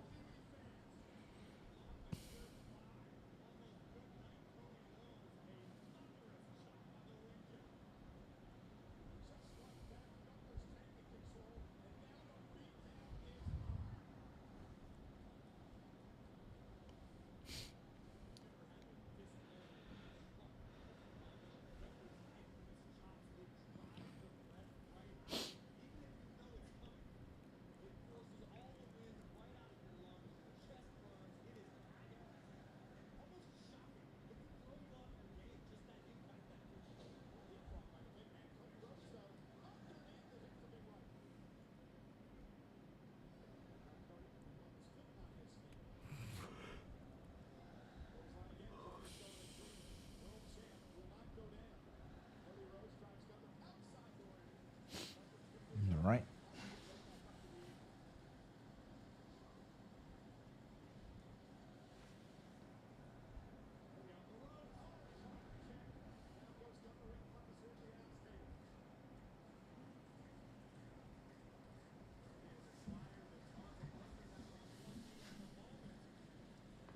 We're about 4 months away from this show, this pay-per-view, hitting the 3-hour mark.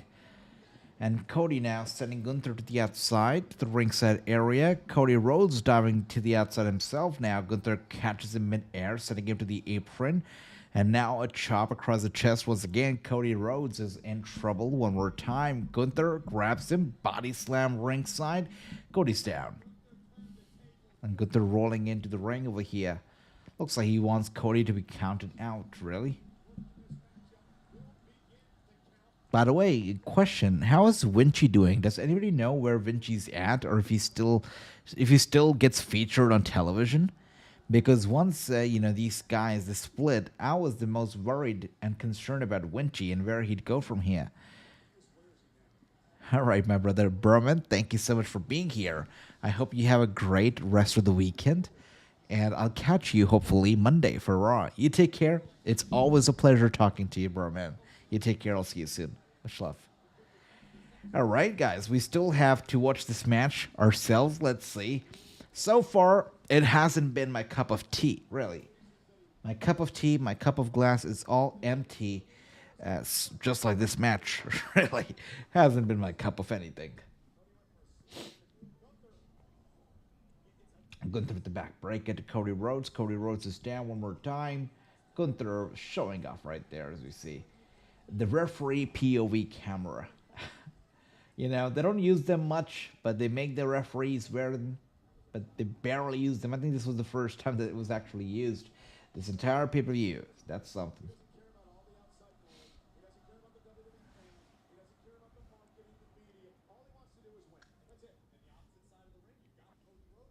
And an uppercut one more time here from Gunther to Cody. Cody Rhodes now. Elbow strike. Gunther with an uppercut one more time to Cody. Cody with an elbow strike again. And another one. And he goes for another one over here. Gunther body slam. Just like that. So easy.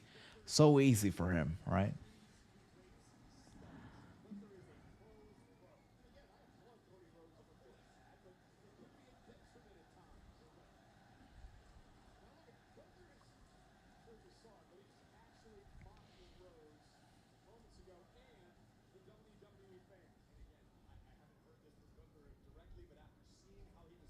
Elbow strike one more time here to Cody Rhodes, straight at the top of the head.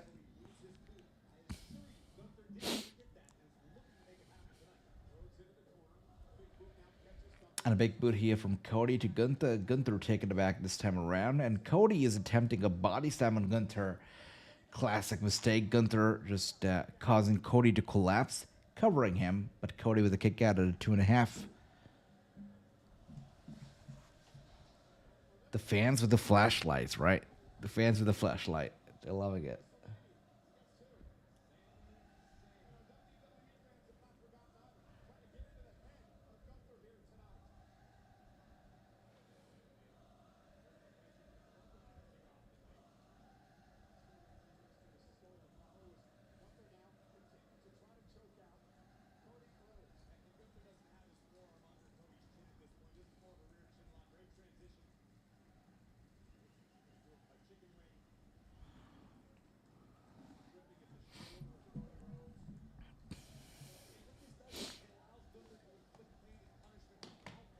Gunther with the chop to the chest, to the back actually of Cody Rhodes. Rhodes is down, suspended on the middle rope as we speak right now. Gunther looks like he got his eyes on Cody, kicking him side. Cody back in the ring over here.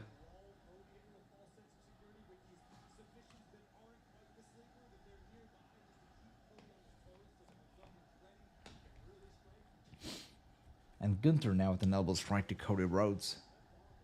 Are the fans making waves? Yes, they are. And they're making waves. You know, that's not a good thing. If the fans start doing that, it means that they're losing interest in the match. It's never a good sign, especially if they do that during the main event. It's not great.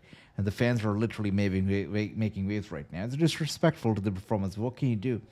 It's not been a fantastic show.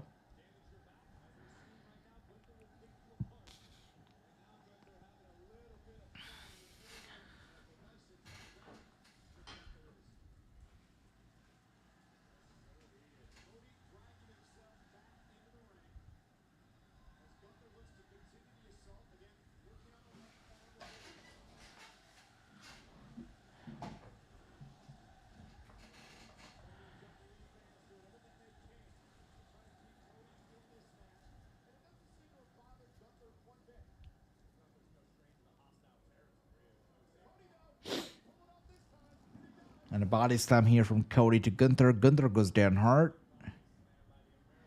It's been such a slow match, man. This match has been so slow.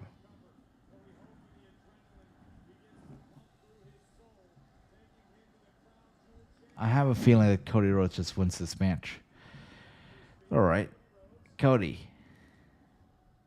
Looking for a suplex on Gunther. He gets him up. He's holding him up 90 degrees. Gunther trying to get away. I'm pretty sure he will. But Cody, is he going to be able to... Oh, wow. Tossing Gunther down face first into the mat. And Gunther trying to get back up to his feet over here. Cody in trouble. Gunther grabbing him and a body slam to Cody Rhodes. He goes down hard and now Gunther climbing the top turnbuckle.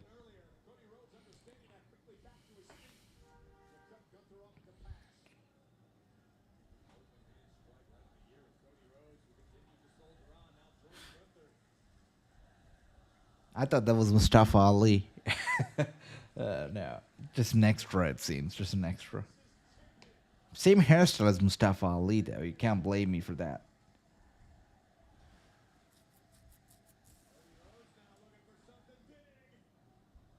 Superplex right there from Cody to Gunther. Gunther goes down hard.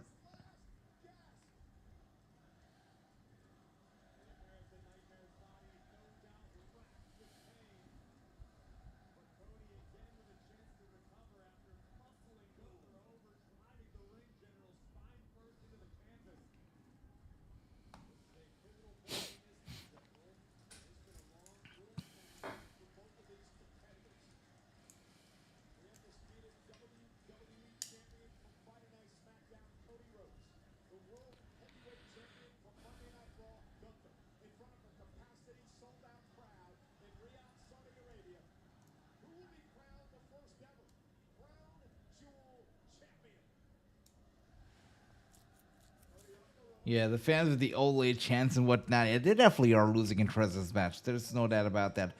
All right, crossbody slam right now from Cody Rhodes to Gunther. Gunther is in trouble. Cody is, seems like he's dominating the match right now. Gunther trying to get back up to his feet. Cody Rhodes with a punch and another one. And there you go, another one it seems. Yep, and another one.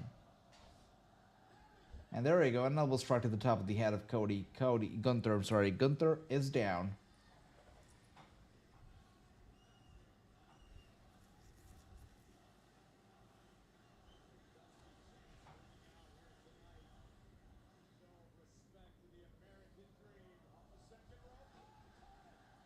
Beautiful cutter here, Cody cutter from Cody Rhodes. And he goes for the cover, but Gunther with the kick out one more time at a 2. This show has been going on for about 3 hours, 5-6 minutes. Nice.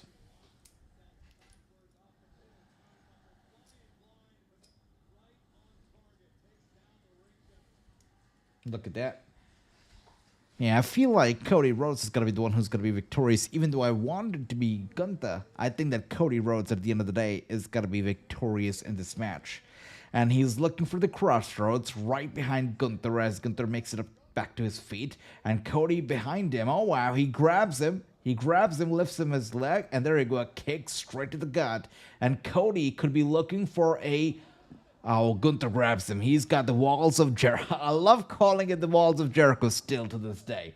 But he's got it locked in very tightly. Cody Rhodes is trying to make it to his to the ropes. He's trying to cause a rope break, but he's a little too far from the ropes over here. All that he can do... Oh, there you go. He's crawling. He's trying to make it over to the ropes. And Gunther dragging him back to the center of the ring. And now he's got his big-ass arms wrapped around the head of Cody. He's trying to get him. He's trying to get him. There you go. Cody Rhodes grabs the rope, causing a rope break, which means Gunther... There you go. He lets go of Cody, but he doesn't let go of him. He hits him with a big-ass German suplex. And now, once again, his big arms are locked against the head of Cody Rhodes.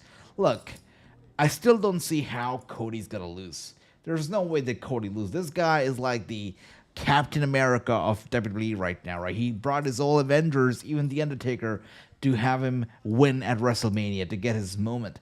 There's no way that Cody Rhodes loses. It's impossible. He's not going to lose. I don't think so. Cody's got to win. He's got to win.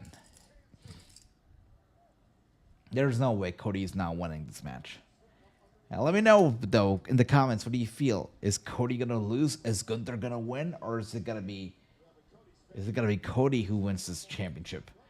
But Cody looks like he is fading. I'm pretty sure he's going to be back at it very soon. But the referee is counting.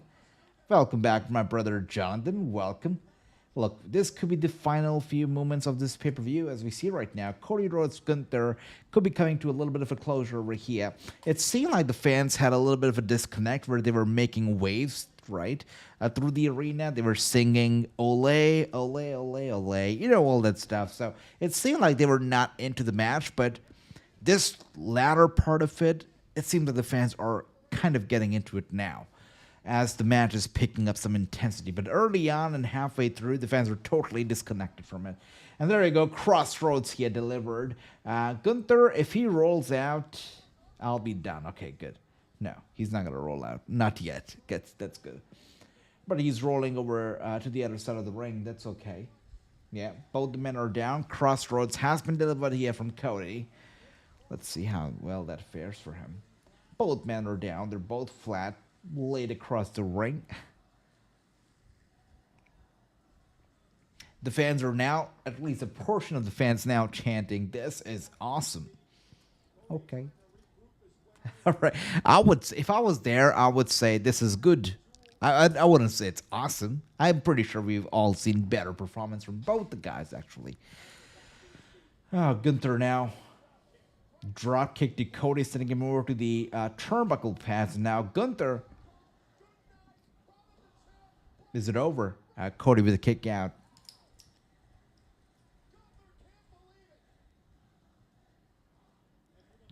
Cody just kicked out of the best that Gunther has to offer. Cody was not able to cover Gunther himself when he hit him with his own finishing move, the crossroads.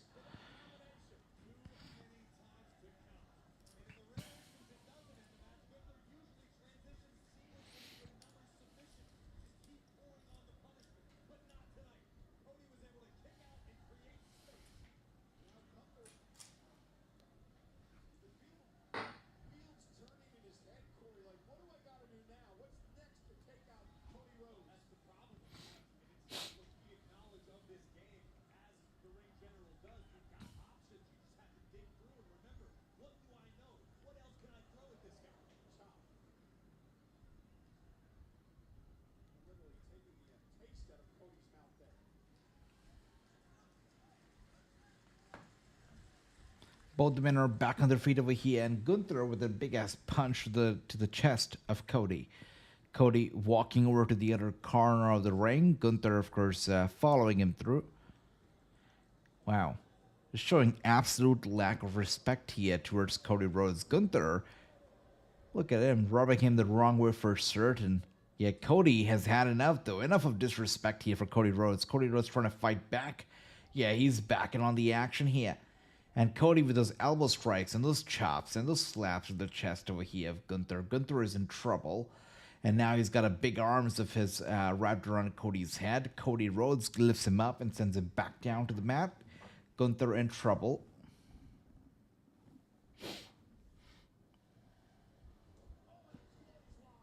Big clothesline once again from Gunther. Cody Rhodes could be looking for the crossroads now. And there you go. Connected. Cover.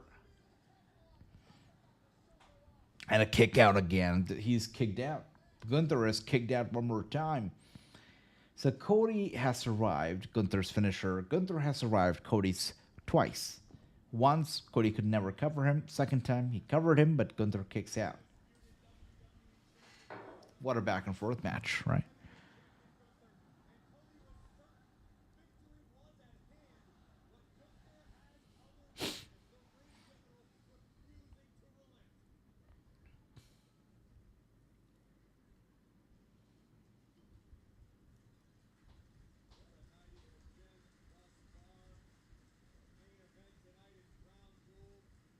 Liv Morgan becoming the first ever women's Crown Jewel champion earlier tonight. Will this match belong to Cody or will it belong to Gunther?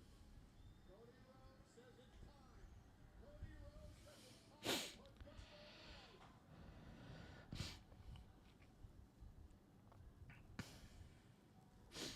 All right, Cody now lifting up Gunther. Gunther gets Cody down. That's nice. And a chop across the chest of Cody Rhodes. Cody is taken aback. He's angry. Running over to the corner. And there you go. Oh. Gunther grabs him again. Cody gets away. It's a roll-up. The safest way to give him the victory. I told you.